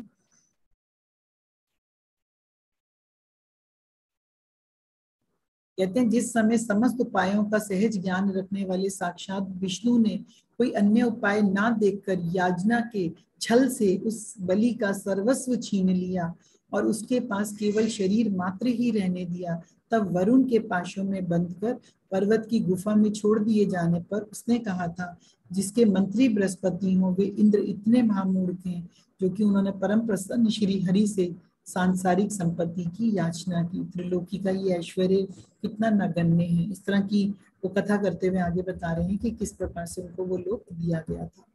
अब आगे के तलों के बारे में, ताकि ये सब डायमेंशन समझना तुम लोगों को पता होनी चाहिए। अब आगे, क्योंकि हमें बचपन में हमारी माँ ने ये नाम तो बताए थे, लेकिन इतनी ज्यादा गहराई से नहीं कि कौन से तल में कौन रहता है। अब आगे के तलों में तलातल, महातल, रसातल और पताल, ठीक है, ऊपर के 3 तल हो गए हैं। अब आगे के बारे में बोलते हैं। सुतल के नीचे तलातल है। तलातल में कौन रहता है? त्रिपुराधिपति मय नामक राक्षस रहता है, ठीक है। भगवान शंकर ने उसकी तीनों पुरियां भस्म करके उसे यहाँ रहने की व्यवस्था कर दी थी। उसके देवादिदेव शिव की कृपा से यहाँ सुखदायक राज्य प्राप्त हो गया। इस प्रकार से बताया। अब बोला महातल, तलातल के नीचे कौन है? महातल। कहते हैं उसमें क्रदु से उत्पन्न हुए अनेकों सिरों वाले क्रोधी सर्पों का एक बहुत बड़ा समूह रहता है। अब तुम लोग कभी भी मेडिटेशन में अगर कुछ भी है तो तुम लोग सीधे तलों के नाम पे देख लेना, तुम लोग कहाँ की ओर चले गए हो ना। कोई भी ये है तो कहते हैं यहाँ पे कौन रहता है? सर्पों का एक बहुत बड़ा समूह रहता है। विप्र, उनमें प्रधान सर्पों के नाम आपको मैं बताता हूँ कौन कौन से सांप रहते हैं। उधर कुहुक, तक्षक, तक्षक नाग आपने सुना होगा ना, स्तुषेण और कालीय नाग। ये विशाल फन वाले महान शक्ति से संपन्न और अत्यंत भयानक होते हैं। इनकी जाति बड़ी क्रूर होती है। ये सभी केवल पक्षीराज गरुड़ से आतंकित रहते हैं। इस प्रकार से ये विचरते हैं। अब यहाँ पे बोला कि रसातल नाम के विवर में, जब रसातल है इसके नीचे, उसमें पढ़ी नाम के दैत्य और दानव रहते हैं, जिनको हिरण्यपुर वासी और कालेह कहे गए हैं। इनकी देवताओं से हमेशा शत्रुता रहती है। पाताल लोक में मुख्य रूप से वासुकी, शंख, कुलिक, श्वेत, धनंजय, महाशंख, धृतराष्ट्र, शंखचूड़, कंबल, अश्वतर, देवोत्पदक आदि महान क्रोधी बड़े बड़े फनों वाले और महान विषधर सर्प निवास करते हैं। ये सब नागलोक के अधिपालक हैं। उनमें से कोई सर्प 5 फनों वाला है, कोई 7 फनों वाला है और कोई 10 फनों वाला है। कुछ सर्पों के 100 सिर हैं, कुछ के तो 1000 सर हैं। हे देवेश, जगमगाती हुई मणियां धारण करने वाले वे क्रोध युक्त सर्प अपनी मणियों के तेज से पाताल विवर के घोर अंधकार समूह को नष्ट कर देते हैं। वहां पे लाइट इनके मणियों के तेज की ही है। इस पाताल लोक के नीचे 30,000 योजन की दूरी पर श्री हरि की एक तामसी कला विराजमान है। सम्यक संपूर्ण देवताओं से सम्यक पूजी इस कला का नाम अनंत है। अहम रूप अभिमान का लक्षण होने के कारण यह दृष्टा और दृश्य का आकर्षण करके इसे एक कर देती है। माया है, इसलिए 5 रात्र आगम के अनुयायी इसे संकर्षण कहते हैं। 1000 सिरों वाले इन अनंत मूर्ति भगवान शेष के एक सिर पर रखा हुआ यह गोलाकार समग्र भूमंडल सरसों के दानों की भांति दिखाई देता है।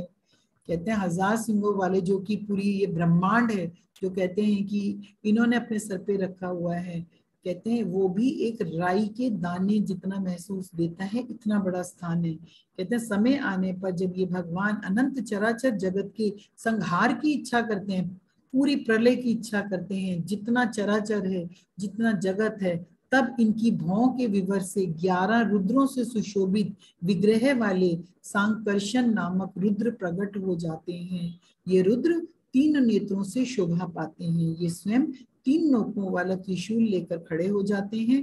असीम शक्ति से संपन्न ये रुद्र अखिल प्राणी जगत का संहार करने वाले हैं।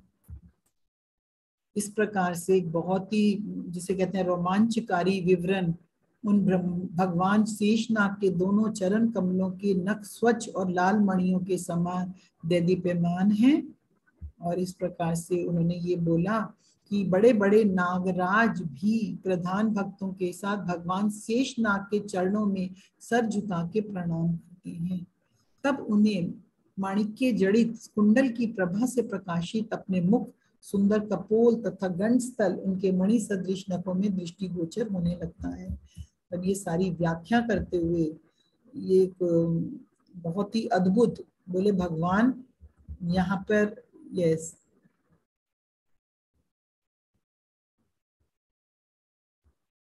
दृष्टिगोचर होने लगते हैं और कहते हैं वहां पे नागराजों की सुंदर कुमारियां भी रहती हैं। लंबी, विशाल, स्वच्छ, सुंदर, मनोहर भुजाओं से सुशोभित ये कुमारियां इधर उधर घूमा करती हैं। नागों की, नाग पुत्रियां तुम कह सकते हो। और वो बहुत ही सुंदर नाग कन्याएं हमेशा आशीर्वाद की आशा से निहारती हैं भगवान की ओर। कौन से भगवान की ओर? भगवान की ओर बस लिखा हुआ है यहाँ पे। तो बोला कि यहाँ पे अनंत पराक्रम वाले, अत्यंत उदार हृदय वाले, अनंत गुणों के सागर, महान तेजस्वी आदि देव भगवान अनंत सभी देवताओं से प्रपूजित होके सिद्धों, देवताओं, असुरों, नागों, विद्याधरों, गंधर्वों, मुनिगणों के द्वारा निरंतर ध्यान किए जाते हुए लोगों के कल्याणार्थ वहां विराजमान रहते हैं। समझ गए कौन से भगवान की बात हो रही है? ये भगवान नीले रंग के वस्त्र धारण करते हैं, उनके कान में एक कुंडल सुशोभित रहता है। वो अविनाशी भगवान अपनी विशाल भुजा हल्की मुठ पर रखे रहते हैं। मैं समझ रही हूँ, फिर तुम्हें समझ में आ रहा है। सुवर्णमयी पृथ्वी को अपने सर पर धारण किए भगवान शेषनाग पीठ पर किसी मतवाले हाथी की, इस प्रकार से श्रीमन नारायण उनका वर्णन हो रहा है। अब यहाँ पे देवादी भगवान की अनंत महिमाओं का वर्णन करते हैं कि आप उनकी महिमा गाते हैं। उन्होंने जो सारा बताया। अब यहाँ पर आगे के अध्यायों में अनेकों प्रकार के नरक प्रदान करने वाले अलग अलग प्रकार के पापों का विवरण किया है कि ऐसे कौन से पाप हैं जो मनुष्य करता है, ऐसे कौन से गलत काम हैं जो कि उसे लोअर डायमेंशन, चाहे आप नरक बोलो, आप लोअर एस्ट्रल प्लेन्स बोलो, जैसे आपको जचे आप वैसे नाम में बोलो। तो बोलते हैं जो दान और धन के आदान प्रदान में झूठ बोलता है, कहते हैं हे भगवान नारायण कहते हैं हे देवेश, जो दान के पैसे और धन के आदान प्रदान में साक्षी बनकर सदा झूठ बोलते हैं, वे पाप बुद्धि मनुष्य मरने पर 100 योजन ऊंचे पर्वत शिखर से अविची नामक परम भयंकर नरक में गिरते हैं। ठीक है, इस तरह से उनको बताया है। कहते हैं वहां पत्थर ही पत्थर हैं और इस तरह से करके है। अलग अलग उन्होंने कार्यों का वर्णन किया है। और कहते हैं जो निम्न श्रेणी में पैदा हुआ है, मान के चलो विद्या नहीं है और जन्म, तप और अपने से श्रेष्ठ वर्ण के उनका विद्वानों का सम्मान नहीं करता, ऐसे व्यक्ति को भी निम्न पे लेके जाया जाता है। और इस प्रकार से बताया कि जो राक्षसों का और यक्ष का पूजन करते हैं, या जो मांस खाती हैं नर पशु का, यहाँ पे लिखा जो स्त्रियां भी नर पशु का, यानी जो इंसानों का मांस खाते हैं, वे फिर अगेन नरक में गिरते हैं, इस प्रकार से बताया। और उन्होंने फिर ये बताया कि जो लोग गांव में या जंगल में निरापराध प्राणियों को उन्हें अपने विश्वास में लेके बहलाकर फुसलाकर अपने पास बुलाते हैं और उनके शरीर को कष्ट देते हैं। कष्ट किस प्रकार के? अपने मनोरंजन के लिए, जैसे सुई में कांटे चुभोकर, रस्सी में बांधकर गेम्स खेल रहे हैं इस तरह से। तो कहते हैं वो भी भारी नरक, क्योंकि तुम उनको समझ नहीं रहे हो, उनको पीड़ित कर रहे हो आप इस प्रकार से। तो ये भी बताया कि एकदम ठीक नहीं है। अलग अलग प्रकार के यहाँ पे नरकों का बताया है। और कहते हैं जो बंद कर देते हैं जेलों में, अंधकूपों में, मतलब कुओं के अंदर, घरों में, जो लोग प्राणियों को बंद कर देते हैं एकदम डार्क अंधेरे में, और उनमें जैसे कि आप लोगों ने पृथ्वी पर देखा होगा विषैली गैस से मार दिया गया लोगों को। तो कहते हैं ये जो विषैली गैस छोड़ी जाती है, एक जगह मैंने देखा था, आई डोंट नो हिटलर के टाइम में या कहाँ पे था, सबको बंद कर दिया गया, काम के बहाने बुलाया गया, और उनको जब एक कमरे में बुलाया गया और सबको एक रूम में बंद कर दिया और विषैली गैस छोड़ दी गई। आई डोंट रिमेम्बर, मैंने कहीं मैं देख रही थी, तो सब लोग एकदम छटपटाते हुए मर गए। और ऐसे हजार हजार लोग हैं, मतलब इस तरह से बुलाया, फिर सबको गायब कर दिया, फिर दूसरे लॉट को बुलाया, इस प्रकार से बोला जो यहाँ पे अपने, यस, तो इस तरह से अलग अलग इनका अधम लोगों का ये है। और बोला कि जो अपने में अपने आप को बहुत अमीर मानकर, वैभव संपन्न मानकर, अभिमान कर कर नीच दृष्टि से दूसरों को देखता है, ऐसे को भी जाना पड़ता है। इस प्रकार से अलग अलग तरीके से उनके कर्मों की श्रेणी बताई गई है फ्रेंड्स, ठीक है। और तो अलग अलग कैटेगरीज हैं। So these are the lower astral planes, जिन्हें नरक कहेंगे। तो अब ये बोला जाएगा कौन नरक में भेजेगा, it is not like that. According to your karma, after vacating your body, automatically you went there, अपने आप ही तुम वहां पे पहुंच जाते हो, कोई भेजने वाला नहीं होता है। और बहुत ही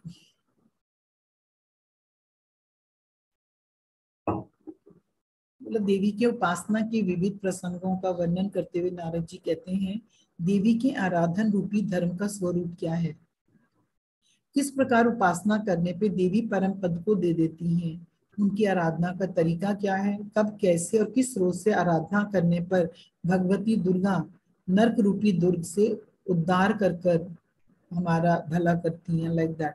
तो नारायण कहते हैं, हे देवेश्वरी, जिस प्रकार धर्म पूर्वक आराधना करने से देवी स्वयं प्रसन्न होती हैं, उसे आप एकाग्रचित्त होकर मुझसे सुनिए।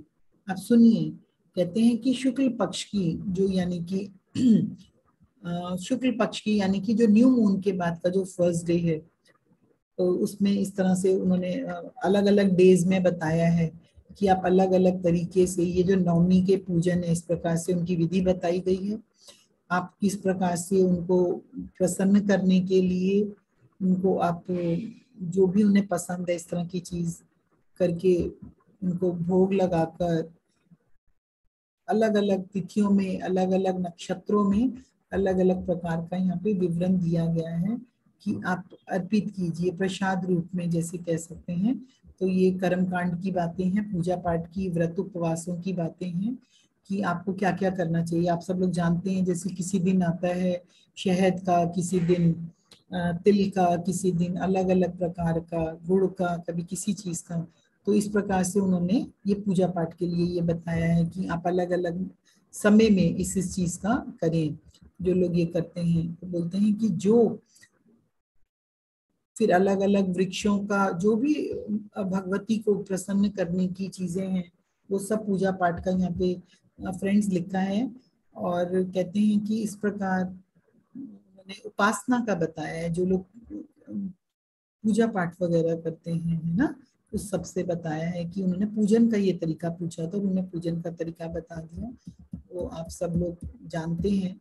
अब यहाँ पे जो हम ध्यान करते हैं और इस तरह से, तो यहाँ पर उन्होंने अब माँ के लिए ये पूछा, प्रकृति तत्व विमर्श यानी प्रकृति के अंश क्या है, कला क्या है, और कलांश से उत्पन्न देवियों का क्या वर्णन है। तब यहाँ पे नारायण कहते हैं कि देखो, सृष्टि विधान में 5 प्रकार की मूल प्रकृति कही गई है, गणेश जननी दुर्गा, राधा, लक्ष्मी, सरस्वती और सावित्री। क्या क्या आ गए? दुर्गा, गणेश जी को जन्म देने वाली दुर्गा माँ, राधा, लक्ष्मी, सरस्वती और सावित्री। तो नारद जी कहते हैं, हे ज्ञानियों में श्रेष्ठ, आप बताइए इनका क्या आविर्भाव है, इनका स्वरूप क्या है, ये 5 रूपों में कैसे प्रकट हुई हैं, और इनका क्या मतलब पूरा विधान है, हम आपसे जानना चाहते हैं। तब नारायण ने कहा, मैं आपको कुछ कुछ करके मैं बताता हूँ आपको इनके स्वरूप के बारे में। तो बोला, देवी प्रकृति के संपूर्ण लक्षण बताने की सामर्थ्य किसी में भी नहीं है, लेकिन मैंने फिर भी धर्मराज के मुख से जो सुना है मैं आपको बताता हूँ। बोलते हैं, प्र शब्द का अक्षर प्रकृति का वाचक है, कृति से सृष्टि का बोध होता है। प्रकृति, प्रकृति, कृति मतलब सृष्टि, कृति यानी कि क्रिएशन, मैनिफेस्टेशन, और प्र मीन्स प्रकृष्ट। तो बोला, जो देवी सृष्टि प्रक्रिया में प्रकृष्ट है वो प्रकृति कही गई है ना। तो यहाँ पे बोलते हैं, प्र शब्द सत्वगुण है, क्र शब्द रजोगुण है, और ती तमोगुण का प्रतीक है, यानी कि जो तीनों गुणों को धारण की हुई है वो प्रकृति या प्रधान इसे कहा जा सकता है। अब यहाँ पर वो ये बताते हैं कि अब वो ये बोलते हैं कि हे नारद, वे ब्रह्म स्वरूपा हैं, नित्या हैं, सनातनी हैं, अग्नि में दाहिका शक्ति लिए हुए हैं, और परमात्मा प्रकृति रूपा शक्ति भी अलग है। यहाँ पे वो ये बताते हैं, कृष्ण की इच्छा से वे मूल प्रकृति भगवती सृष्टि के करने की कामना से सहसा प्रकट हुई। ये हम सब जानते हैं, वो सहसा आवाज आई थी जो शुरू में सुन रहे हो आप लोग, और वो प्रकट हुई थी। कहते हैं फिर उनकी आज्ञा से, अब वो जो मूल आदि शक्ति हैं उनकी आज्ञा से अलग अलग कर्मों की अधिष्ठाती होकर और भक्तों के अनुरोध से उन पर अनुग्रह करने हेतु अलग अलग उनके विग्रह धारण करने वाली 5 रूपों में अवतरित हुई। The one existence, the one आदि शक्ति, and they different divided into the 5 kinds of energies. तो बोले कि जो दुर्गा है, जो गणेश की माँ है, शिव प्रिया है, शिव रूपा है, वे ही विष्णु माया नारायणी है तथा पूर्ण ब्रह्म स्वरूपा भी हैं। ठीक है, यानी कि जितने लोग देवता, मुनि, मनुगण सब उनकी स्तुति करते हैं, वे सबकी अधिष्ठाती देवी हैं, सनातनी हैं, शिव स्वरूपा हैं। ठीक है, जो गणेश की माँ यानी कि दुर्गा, शिव प्रिया, वे ही धर्म, सत्य, पुण्य और कीर्ति स्वरूपा हैं। वे अपनी शरण में आए हुए दीन और आर्तजनों की निरंतर रक्षा करती हैं, वे ज्योति स्वरूपा हैं। इस प्रकार से उन्होंने ये बताया और बोला, ये माँ जो मैं कल बोली थी, बुद्धि, निद्रा, शुद्धा, पिपासा, छाया, तंद्रा, दया, स्मृति, जाति, श्रांति, भ्रांति, शांति, कांति, चेतना, तुष्टि, पुष्टि, लक्ष्मी, धृति, माया, ये सब इन्हीं माँ के नाम हैं। वे परमात्मा श्री कृष्ण के पास सर्वशक्ति स्वरूपा होकर स्थित रहती हैं। श्रुतियों में इनके प्रसिद्ध गुणों का बहुत थोड़े में वर्णन किया गया है, इनका गुण वर्णन कोई नहीं कर सकता। लेकिन अब उनके अन्य स्वरूपों के बारे में सुनो। जो शुद्ध सत्व रूपा महालक्ष्मी हैं, वे भी परमात्मा की शक्ति हैं। वे सर्वसम्मत स्वरूपिणी और संपत्तियों की अधिष्ठाता देवता हैं। वे शोभामयी हैं, संयमी हैं, शांत हैं, सुशील हैं, सर्वमंगल रूपा हैं, और लोभ, मोह, काम, क्रोध, मद, अहंकार से रहित हैं। ये भक्तों पे अनुग्रह करती हैं, ये भक्तों को धन धान्य से अधिष्ठाती हैं। ये देवी सती महालक्ष्मी वैकुंठ में अपने स्वामी भगवान विष्णु की सेवा में तत्पर रहती हैं। वे स्वर्ग में राजलक्ष्मी, राजाओं में राजलक्ष्मी, ग्रस्त मनुष्यों के घर में गृह लक्ष्मी, और सभी प्राणियों और पदार्थों में शोभा रूप से विद्यमान रहती हैं। शोभित हैं ये, वो मनोहरा हैं, वो पुण्यवान पुरुषों में कीर्ति के रूप में रहती है। माँ यानी कीर्ति का रूप माँ का है, जहां भी कीर्ति है यानी कि माँ विराजित है। राजपुरुषों में प्रभा रूप में, जब भी कोई भी एक प्रभा है, चमक है, रूप है। तो बोले व्यापारियों में वाणिज्य रूप में, और पापियों में कलह रूप से विराजती हैं। इस प्रकार से वेदों में उनका निरूपण हुआ है। यहाँ पर ये बोलते हैं कि ये माँ ही हैं जो कि ज्ञान देने में, स्वर संगीत संधान में कारण रूपा है। वो विषय है, वो ज्ञान है, वो वाणी स्वरूपा है, वो सभी प्राणियों की संजीवन शक्ति है।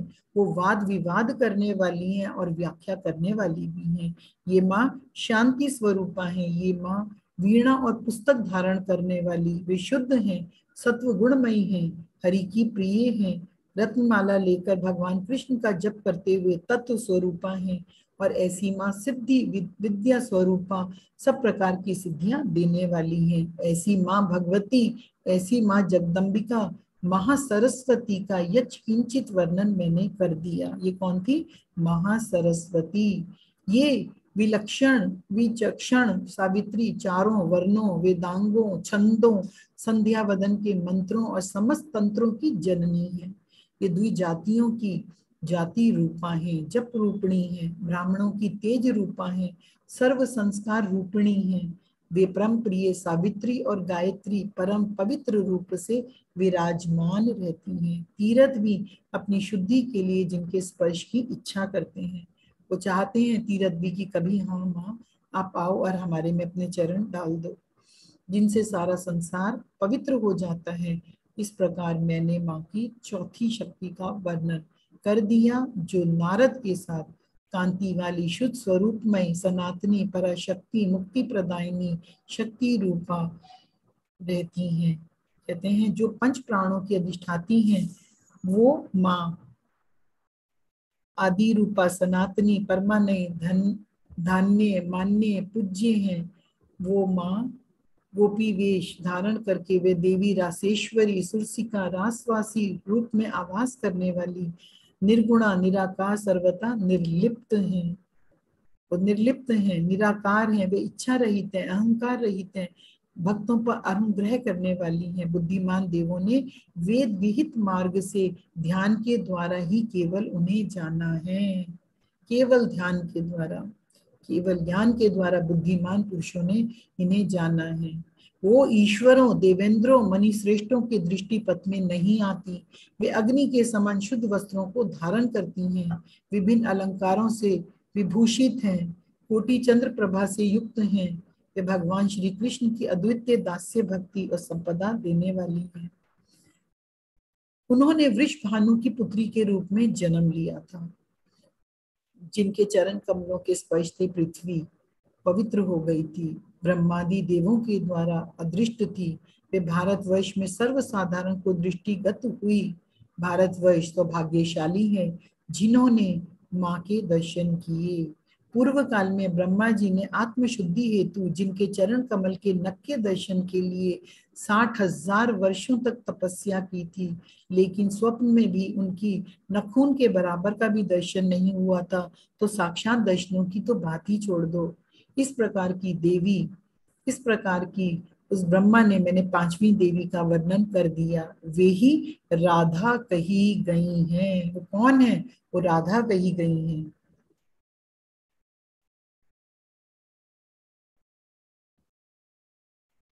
प्रत्येक भुवन में सभी देवियां नारियां इन्हीं प्रकृति देवी की अंश, कला, कलांश और अशांश से उत्पन्न हुई हैं। भगवती के पूर्ण अवतार रूप में जो जो प्रधान अंश स्वरूपा 5 विद्या देवियां मैंने कही हैं, उनका मैं वर्णन और कर रहा हूँ, सुनिए। लोक पावनी गंगा प्रधान अंश स्वरूपा है। वे भगवान विष्णु के श्री विग्रह से प्रकट हुई तथा सनातन रूप से ब्रह्म द्रव होकर विराजती हैं। माँ गंगा, गंगा पापियों के पाप रूप ईंधन की दाह के लिए धधकती अग्नि है, किंतु भक्तों के लिए सुख स्पर्शनी स्नान आचमन आदि से मुक्ति पद देने वाली है। गंगा गोलोक आदि दिव्य तीर्थों में जाने के लिए सुखद सीढ़ी के समान तीर्थों को पावन करने वाली माँ गंगा है। विष्णु वल्लभा तुलसी भी भगवती की प्रधाना अंश स्वरूपा है। वे सती सदा भगवान विष्णु के चरणों पर विराजती हैं। ये मुने उनसे तप, संकल्प और पूजादि के सभी सत्कर्मों का संपादन होता है। यहाँ पर अब आगे वो देवी जी के बारे में बता रहे हैं। कश्यप की पुत्री मनसा देवी भी शक्ति के प्रधान अंश से प्रकट हुई हैं। वे भगवान शंकर की प्रिय शिष्या हैं। कौन? मनसा देवी के बारे में बता रहे हैं। आगे बता रहे हैं वे भगवान विष्णु की परम भक्त हैं, यानी कि मनसा तेज ब्रह्म तेज से दैदीप्यमान रहती हैं। मनसा देवी यानी कि जो मन से पूजा करते हैं, ब्रह्म ध्यान में वे सदा निरत परम ब्रह्म स्वरूपा है। भगवती की प्रधान अंश स्वरूपा है, जो मातृकाओं में पूज्यतम देव सेना है और षष्ठी के नाम से जानी जाती हैं। वे पुत्र पौत्र आदि प्रदान करने वाली तीनों लोकों की जननी है।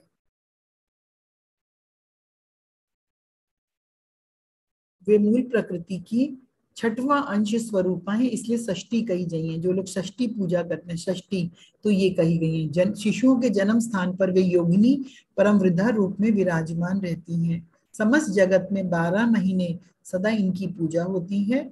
इसको छठी जो बोलते हैं कि बालक के, इसमें इनकी ये पावर्स बता रहे हैं, द गॉडेसेस पावर्स, अलग अलग रूपों में इनके बारे में बता रहे हैं। ठीक है, अब यहाँ पे बोला गया, आगे बताया है मंगल चंडी। तो मंगल चंडी के बारे में बताया। उसके बाद उन्होंने कमल लोचना भगवती काली, माँ काली, जिन्होंने शुंभ निशुंभ के साथ युद्ध किया था। जगदम्बा दुर्गा, वो माँ करोड़ों सूर्य के समान प्रकाशवान है, उज्जवल विग्रह वाली हैं। वे माँ सभी प्रकार की सिद्धियों को देने वाली हैं। इस प्रकार भगवती प्रकृति के प्रधान अंश से वे वसुंधरा देवी के रूप में प्रकट हुई हैं और सभी उनकी उपासना करते हैं। अब आप देवी प्रकृति की जो जो कलाएं हैं, जो देवी प्रकृति है, मैं उनका वर्णन कर रहा हूँ। सभी लोकों में पूज्य स्वाहा देवी अग्निदेव की भार्या है। जैसे आप स्वाहा बोलते हो, अग्निदेव उनके द्वारा वो ग्रहण किया जाता है। ठीक है, पितृदेवों की पत्नी स्वधा देवी हैं। अब आप ये देखो, हर चीज में फेमिनाइन एनर्जीज आ रही है, चाहे भगवान गणपति हैं, वायु देव हैं, पंच एलिमेंट्स हैं, 5 अलग अलग हम देखते हैं, सबकी कुछ ना कुछ उसमें उनकी फीमेल पावर्स भी हैं एंड मैस्कुलिन पावर्स भी हैं। धृति देवी भगवान कपिल की पत्नी है, वे सर्वदा सबके द्वारा पूजित हैं।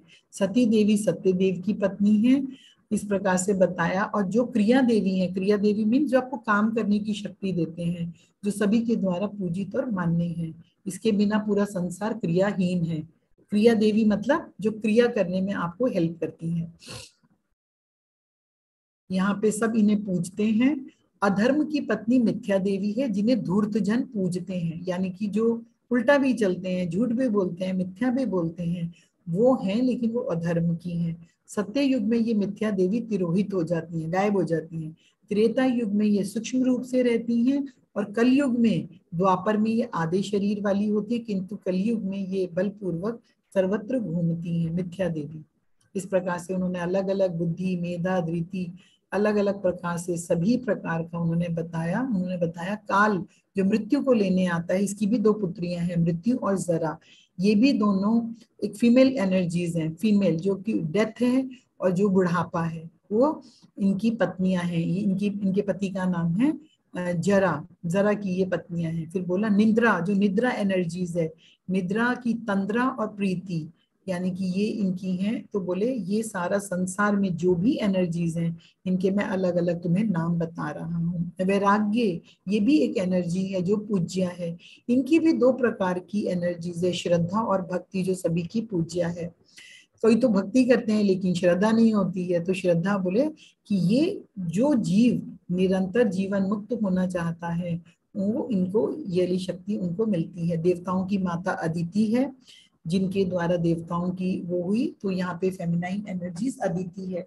बोला गायों की उत्पत्ति सुरभि से हुई, देव दैत्यों की माता का नाम दिति है।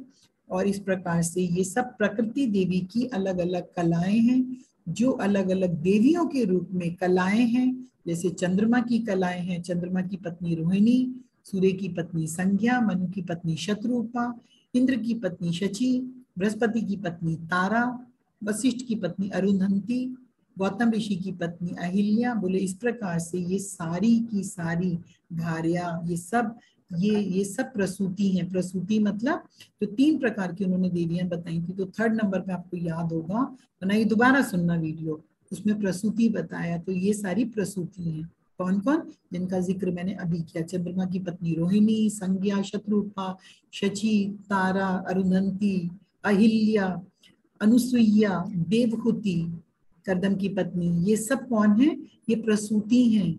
जो हमने सबसे पहले एक शब्द बताया था कि नेचर एनर्जी से जो भी क्रिएट है एनर्जीज, इस प्रकार से बोला इस प्रकार से। जो अब आगे उन्होंने बताया, लोपामुद्रा, कुंती, कुबेर पत्नी, वरुण पत्नी, विंध्याचली, कांता, यशोदा, देवकी, गंधारी, द्रौपदी, हरिश्चंद्र की वादनी तथा प्रिय भार्या शैव्या, राधा की माता वृषभानुप्रिया, और इस प्रकार की जो ये है मंदोदरी, कौशल्या, कौरवी, जितने करेक्टर्स हैं, सत्यभामा, कालिंदी, लक्ष्मणा, मित्रविंदा, रुक्मणी, साक्षात लक्ष्मी कहे जाने वाली सीता, काली, व्यास माता, महासती, योजन गंधा, वाणपुत्री उषा, उनकी सखी चित्रलेखा, ये सब श्री कृष्ण की बहन दुर्गा रूपी, ये सब प्रकृति देवी की कला रूपा अनेकों शक्तियां भारतवर्ष में विख्यात हैं।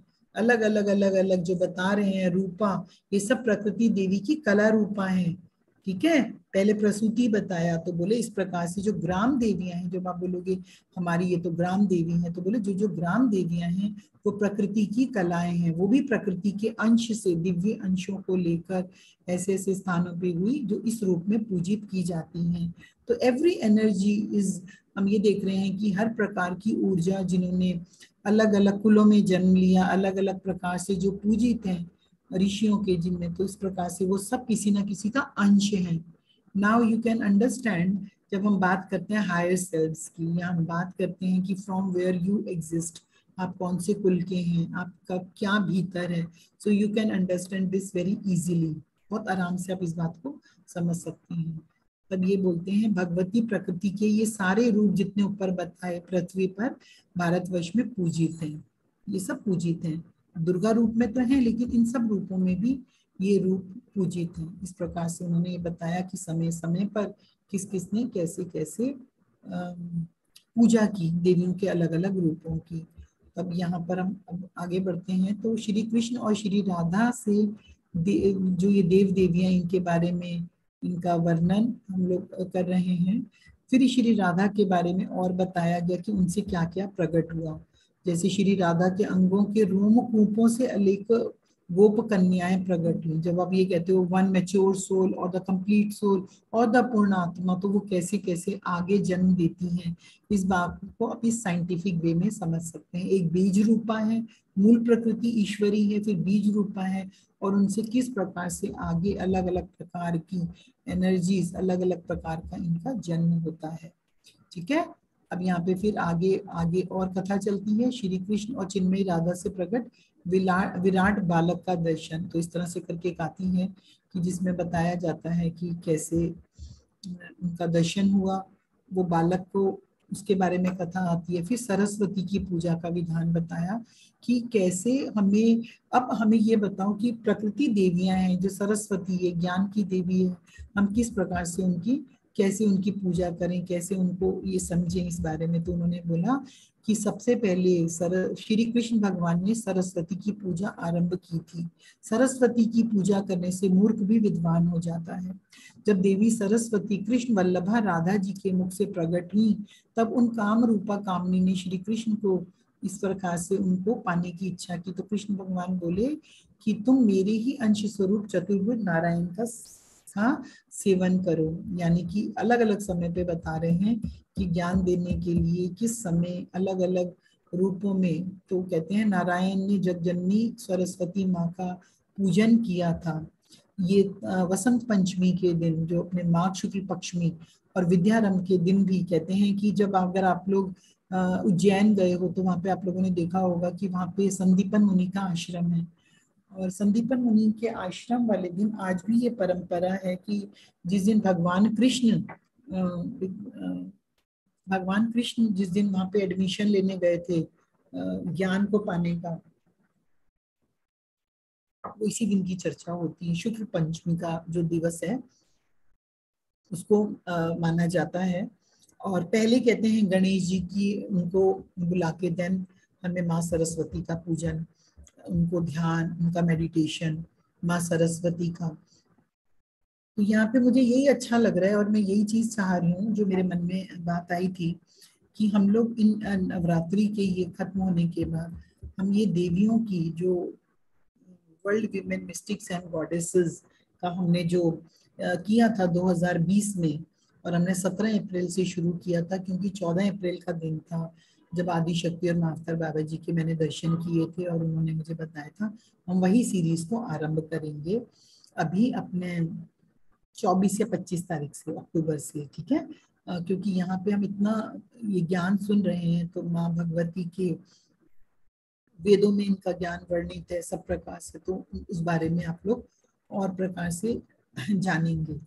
तब यहाँ पे मंत्र के द्वारा जो करते हैं, जो माँ माँ की जो आराधना करते हैं, यहाँ पे अलग अलग विस्तृत वर्णन दिया गया है, समय समय पर कैसे उन्होंने इनका, किसी ने 4 लाख जप किए, कितना मंत्र जप करके, तो इस प्रकार की महिमा लिखी है कि जो कितने जप करता है, कैसे करता है, उनको किस प्रकार का मिलता है। तो यहाँ पे सरस्वती के अलग अलग नामों के द्वारा, अलग अलग उनके द्वारा ये बताया है कि किस प्रकार माँ की आराधना होती है। और याज्ञवल्क्य के द्वारा भगवती सरस्वती की स्तुति की गई थी। कहते हैं कि जब कहते हैं कि याज्ञवल्क्य ने प्राचीन काल में देवी की स्तुति की थी। क्यों? क्योंकि गुरुदेव के शाप से वे मुनि अपनी विद्या को भूल गए थे, विद्या से सब भटक गए थे, और वो दुखी होकर सूर्य तीर्थ लोकाक क्षेत्र में चले गए थे। फिर उन्होंने तपस्या से भगवान सूर्य के दर्शन करने के बाद सूर्य की स्तुति की, और बार बार जब प्रार्थना की तो भगवान सूर्य ने याज्ञवल्क्य मुनि को वेद और वेदांत पढ़ाया था। और फिर उन्हें कहा था कि आप अपनी स्मरण शक्ति प्राप्त करने के लिए सरस्वती माँ की पूजा कीजिए, उनके ज्ञान को प्राप्त करने के लिए उनकी स्तुति कीजिए। याज्ञवल्क्य जी कहते हैं, उन्होंने उनकी स्तुति की थी कि हे माँ सरस्वती माँ, आप जग जननी माँ, आप गुरु के श्राप से मुझ विनिष्ट स्मृति वाले विद्या विहीन पर दया कीजिए। Everybody close your eyes for some moment. अपनी सब आंखें बंद कर लीजिए इस समय। Everybody close your eyes. आति विश्वास और जाति विश्वास, और अपने मन में, अपने भीतर माँ सरस्वती का चिंतन करते हुए, हे माँ का वो स्वरूप जो माँ ज्ञान देने वाली है, हम सब उनका, उनकी स्तुति करते हैं। हे माँ सरस्वती, हे माँ वाग देवी, हे माँ आप वाणी को शुद्ध करते हो, पवित्र करते हो, आप ज्ञान को भीतर ले जाने वाली हो, आप ज्ञान को धारण करवाने वाली हो। हे माँ सरस्वती, हम आपका ध्यान करते हैं। आति विश्वास और जाति विश्वास, हे माँ, हे माँ सरस्वती, आपने, जिसने भी आपको साधा, जिसने भी आपको पूजा, जिसने भी आपके प्रति पूरा समर्पण किया, आपने उस पर अपनी कृपा दृष्टि की है। हे माँ सरस्वती, जो भी आप में से ज्ञान चाहता है वो ये प्रार्थना कर सकता है। हे माँ, मैं भी जन्मों जन्मों का अज्ञानी हूँ। हमेशा अपने आप को एक ऐसी एनर्जीज में लेकर आओ जैसे हम कुछ भी नहीं है। अपने आप को बिल्कुल गौण कर दो, अपने आप को एकदम सूक्ष्म कर दो, मैं कुछ भी नहीं हूँ। हे माँ सरस्वती, हे माँ शारदे, हे माँ आप हंस वाहिनी हो, आप ज्ञान की देने वाली हो। आप हो तो व्यक्ति ज्ञान को धारण कर सकता है, आपकी कृपा ना हो तो सारा ज्ञान सर से ऊपर निकल जाता है। हे माँ, जिस प्रकार याज्ञवल्क्य आपकी स्तुति कर रहे हैं, आप हमको भी ज्ञान, इस ज्ञान को देने की कृपा कीजिए। Just everybody just close your eyes and simply just मन से, पूरी श्रद्धा से, मैं अज्ञानी हूँ, मैं ना जाने कितनी बार जन्म लेकर इस पृथ्वी पर आया हूँ, लेकिन अभी भी हे माँ, मैं आपके उस ज्ञान से वंचित हूँ जिससे मैं पूरे रूप से इस सृष्टि को, सृष्टिकर्ता को, उस ब्रह्म को, उस शिव को, उस आदि पुरुष को, उस आदि शक्ति को पूर्ण रूप से जान सकूं। हे माँ सरस्वती, आपकी कृपा होने पर ही एक जीव उस पुरुष को, उस परम गति को पा सकता है। यदि आप मुझे योग्य समझते हो, अगर आप समझते हो कि मैं ये डिजर्व करता हूँ, तो आज आप मुझ पर दया दृष्टि कर दीजिए। हे माँ, आप मुझ पर उस ज्ञान की वर्षा, उस ज्ञान की वर्षा जिससे जिससे तपती धूप भी ठंडक देने वाली हो जाती है, जिससे जीवन के किसी भी प्रकार की त्रिगुणमयी माया सताती नहीं है। ये माँ, ऐसी कृपा कर दी जिससे, जिस ज्ञान की प्रकाश में सब कुछ छोटा हो जाता है। ये माँ सरस्वती, आप हे ज्ञान की देवी, आप हम पर भी कृपा कीजिए। Just be with your breaths. माँ, आपकी स्तुति, आपकी स्तुति से ही आप विद्या विहीन को विद्यावान कर देते हो। आप विद्या को देने वाली हो, आप प्रबोध देने वाली हो, आप ग्रंथों का निर्माण करने वाली हो। हे माँ, आप अपने शिष्य को सुप्रतिष्ठित करने वाली हो, आप विचार क्षमता देने वाली हो, आप उत्तम विचारों की जननी हो। हे माँ, आप हम पर कृपा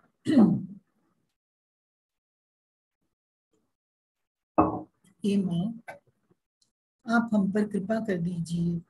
इन समस्त शक्तियों की आप उस नवीन रूप में आज के युग में, आज की भाषा में, हे माँ, उन बीजों को जो सत्य लोक में, जो सत्य युग में अंकुरित थे, उन बीजों को दोबारा हमारे भीतर लगाने की, उनको वृक्ष रूप में बनाने की कृपा कर दीजिए माँ। यदि आप हमें योग्य समझती हैं, हे ब्रह्म स्वरूपिणी माँ, हे परमा, हे ज्योति रूपा, हे शाश्वत माँ, ये सभी विद्याओं की अधिष्ठात्री माँ, हम आपको बारंबार नमस्कार करते हैं। माँ, आप विसर्ग, बिंदु, मात्रा, इन सब की अधिष्ठात्री माँ हो। आप नित्या हो, आप ही भगवती सरस्वती व्याख्या स्वरूपिणी हो। आपके बिना ना कोई ज्ञान ले सकता है, ना दे सकता है। ये माँ, आप साक्षात काल संख्या स्वरूपिणी हो। ये माँ, आप ब्रह्म सिद्धांत स्वरूपा हो। ये माँ, आप ज्ञान शक्ति, बुद्धि शक्ति, प्रतिभा शक्ति, कल्पना शक्ति स्वरूपिणी हो। ये माँ, मैं बार बार आपको नमन करता हूँ। ये आप मुझ पर दया दृष्टि कर दीजिए।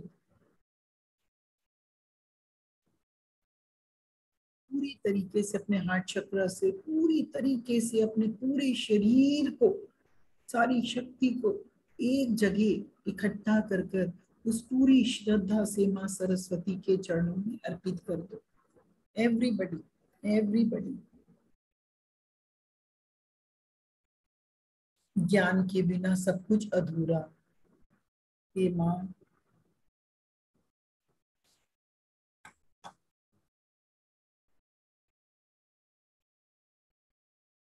इस काया को कुछ ऐसा कर दो माँ कि केवल ज्ञान की ही गंगा बहती रहे। केवल ज्ञान, ज्ञान, ज्ञान, अविरत ज्ञान की गंगा।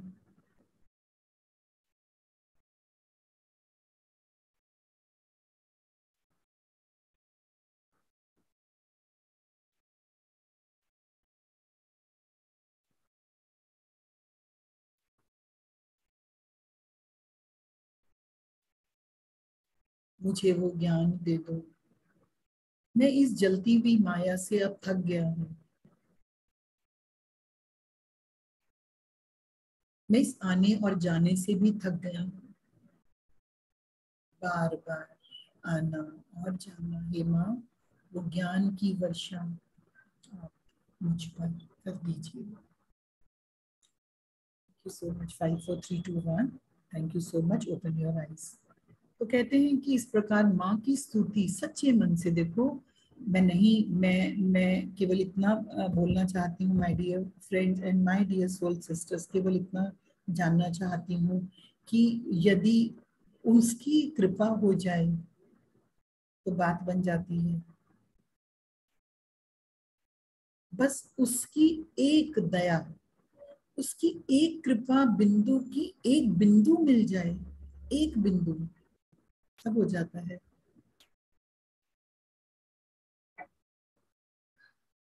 कहते हैं सनत कुमार भी ब्रह्मा जी से जब ब्रह्म ज्ञान के बारे में पूछा तो ब्रह्म सिद्धांत की व्याख्या करते हुए ब्रह्मा जी भी मूक की भांति अक्षम हो गए थे।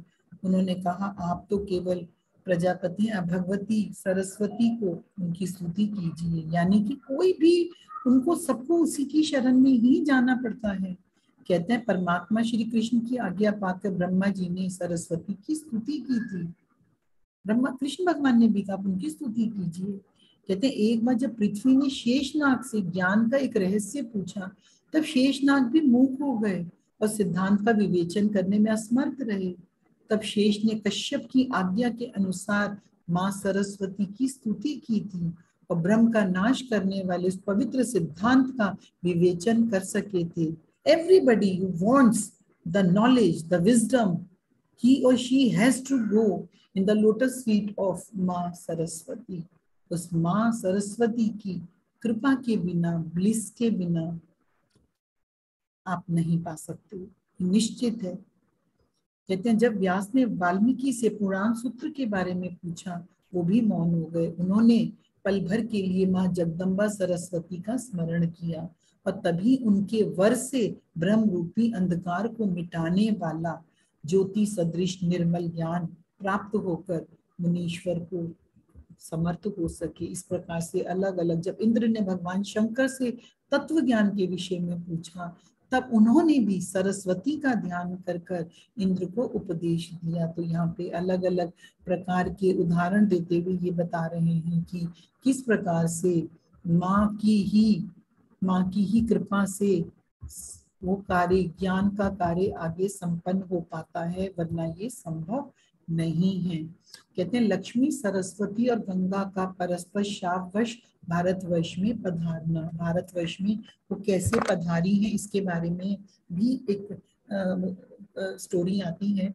तो कहते हैं कि नदी के रूप में जो साक्षात भगवान विष्णु के पास वैकुंठ में रहने वाली सरस्वती कलह के कारण गंगा जी के द्वारा दिए गए शाप से भारतवर्ष में अपनी एक कला से नदी के रूप में प्रतिष्ठित है। ये सरस्वती पुण्यदायिनी, पुण्य रूपिणी, पुण्य तीर्थ स्वरूपिणी तथा पुण्यवान मनुष्यों की आश्रय है।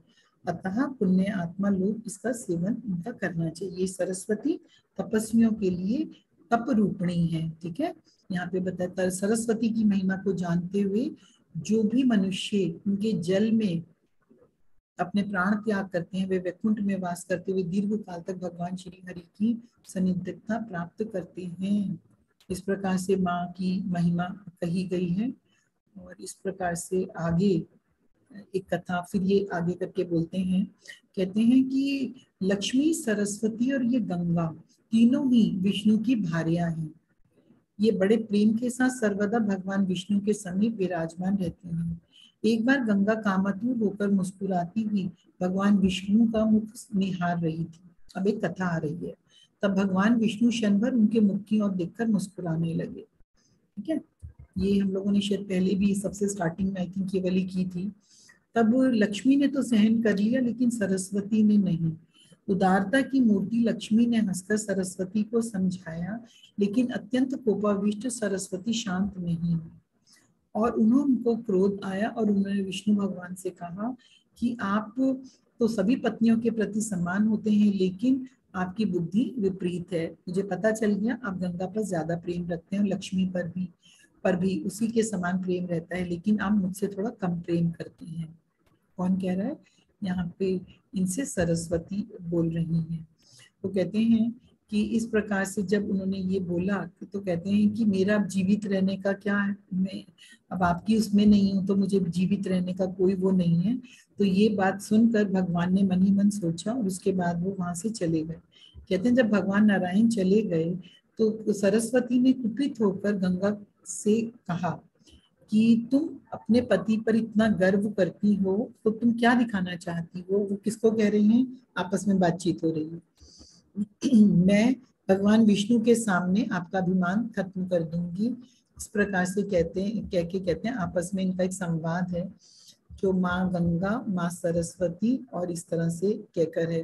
तो कहते हैं यहाँ पर सरस्वती ने जो उनको कहते हैं कि जो श्राप मिला था या क्या था, तो कहते हैं कि इसमें ये बात कही जाती है कि जिसमें बोलते हैं कि गंगा ने सरस्वती को श्राप दिया कि वह नदी रूप हो जाए और मृत्यु लोक में चले जाए। ठीक है, इस प्रकार से ये बताया जा रहा है कि इस प्रकार से एक दूसरे को श्रापित होने के कारण इनको नदी रूप लेकर धरती पर आना पड़ा था। इस प्रकार की ये बोल रहे हैं, जहाँ सरस्वती लुप्त हो जाती है माँ गंगा और इस तरह से करके इनका संवाद है।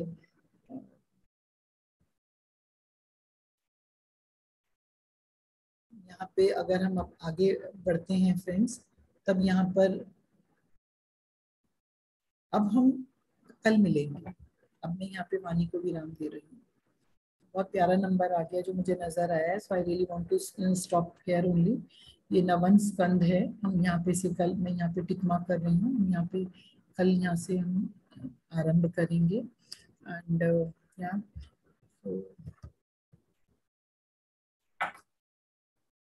सो आज के इस हमने जो भी देवी भागवत पुराण सुना, हम उस ऊर्जा को, माँ शक्ति को नमन करते हुए, और आज कालरात्रि के इस अवसर पर बहुत ही सुंदर एक संयोग बैठ रहा है कि एक तरफ कालरात्रि की बात है और एक तरफ माँ सरस्वती की बात है कि किस प्रकार से हमारे भीतर के अज्ञान का नाश होकर हमारे भीतर वो ज्ञान अग्नि दग्ध हो, ज्ञान अग्नि हमारे अंदर विराजित हो, और हम सबको, जो भी इसको सुन रहा है, श्रवण कर रहा है,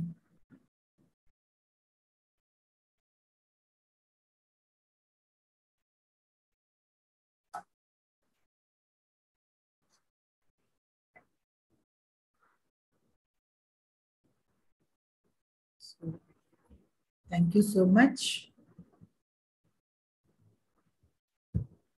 प्रिया क्या बोलती है बेटा? मैम, इतना आनंद आ रहा है इसको सुनकर के क्या कहूँ। बहुत सुंदर वर्णन, हर चीज का वर्णन जो आप कर रहे हो, बहुत अच्छा वर्णन। जितने लोगों में जो जिस तरह से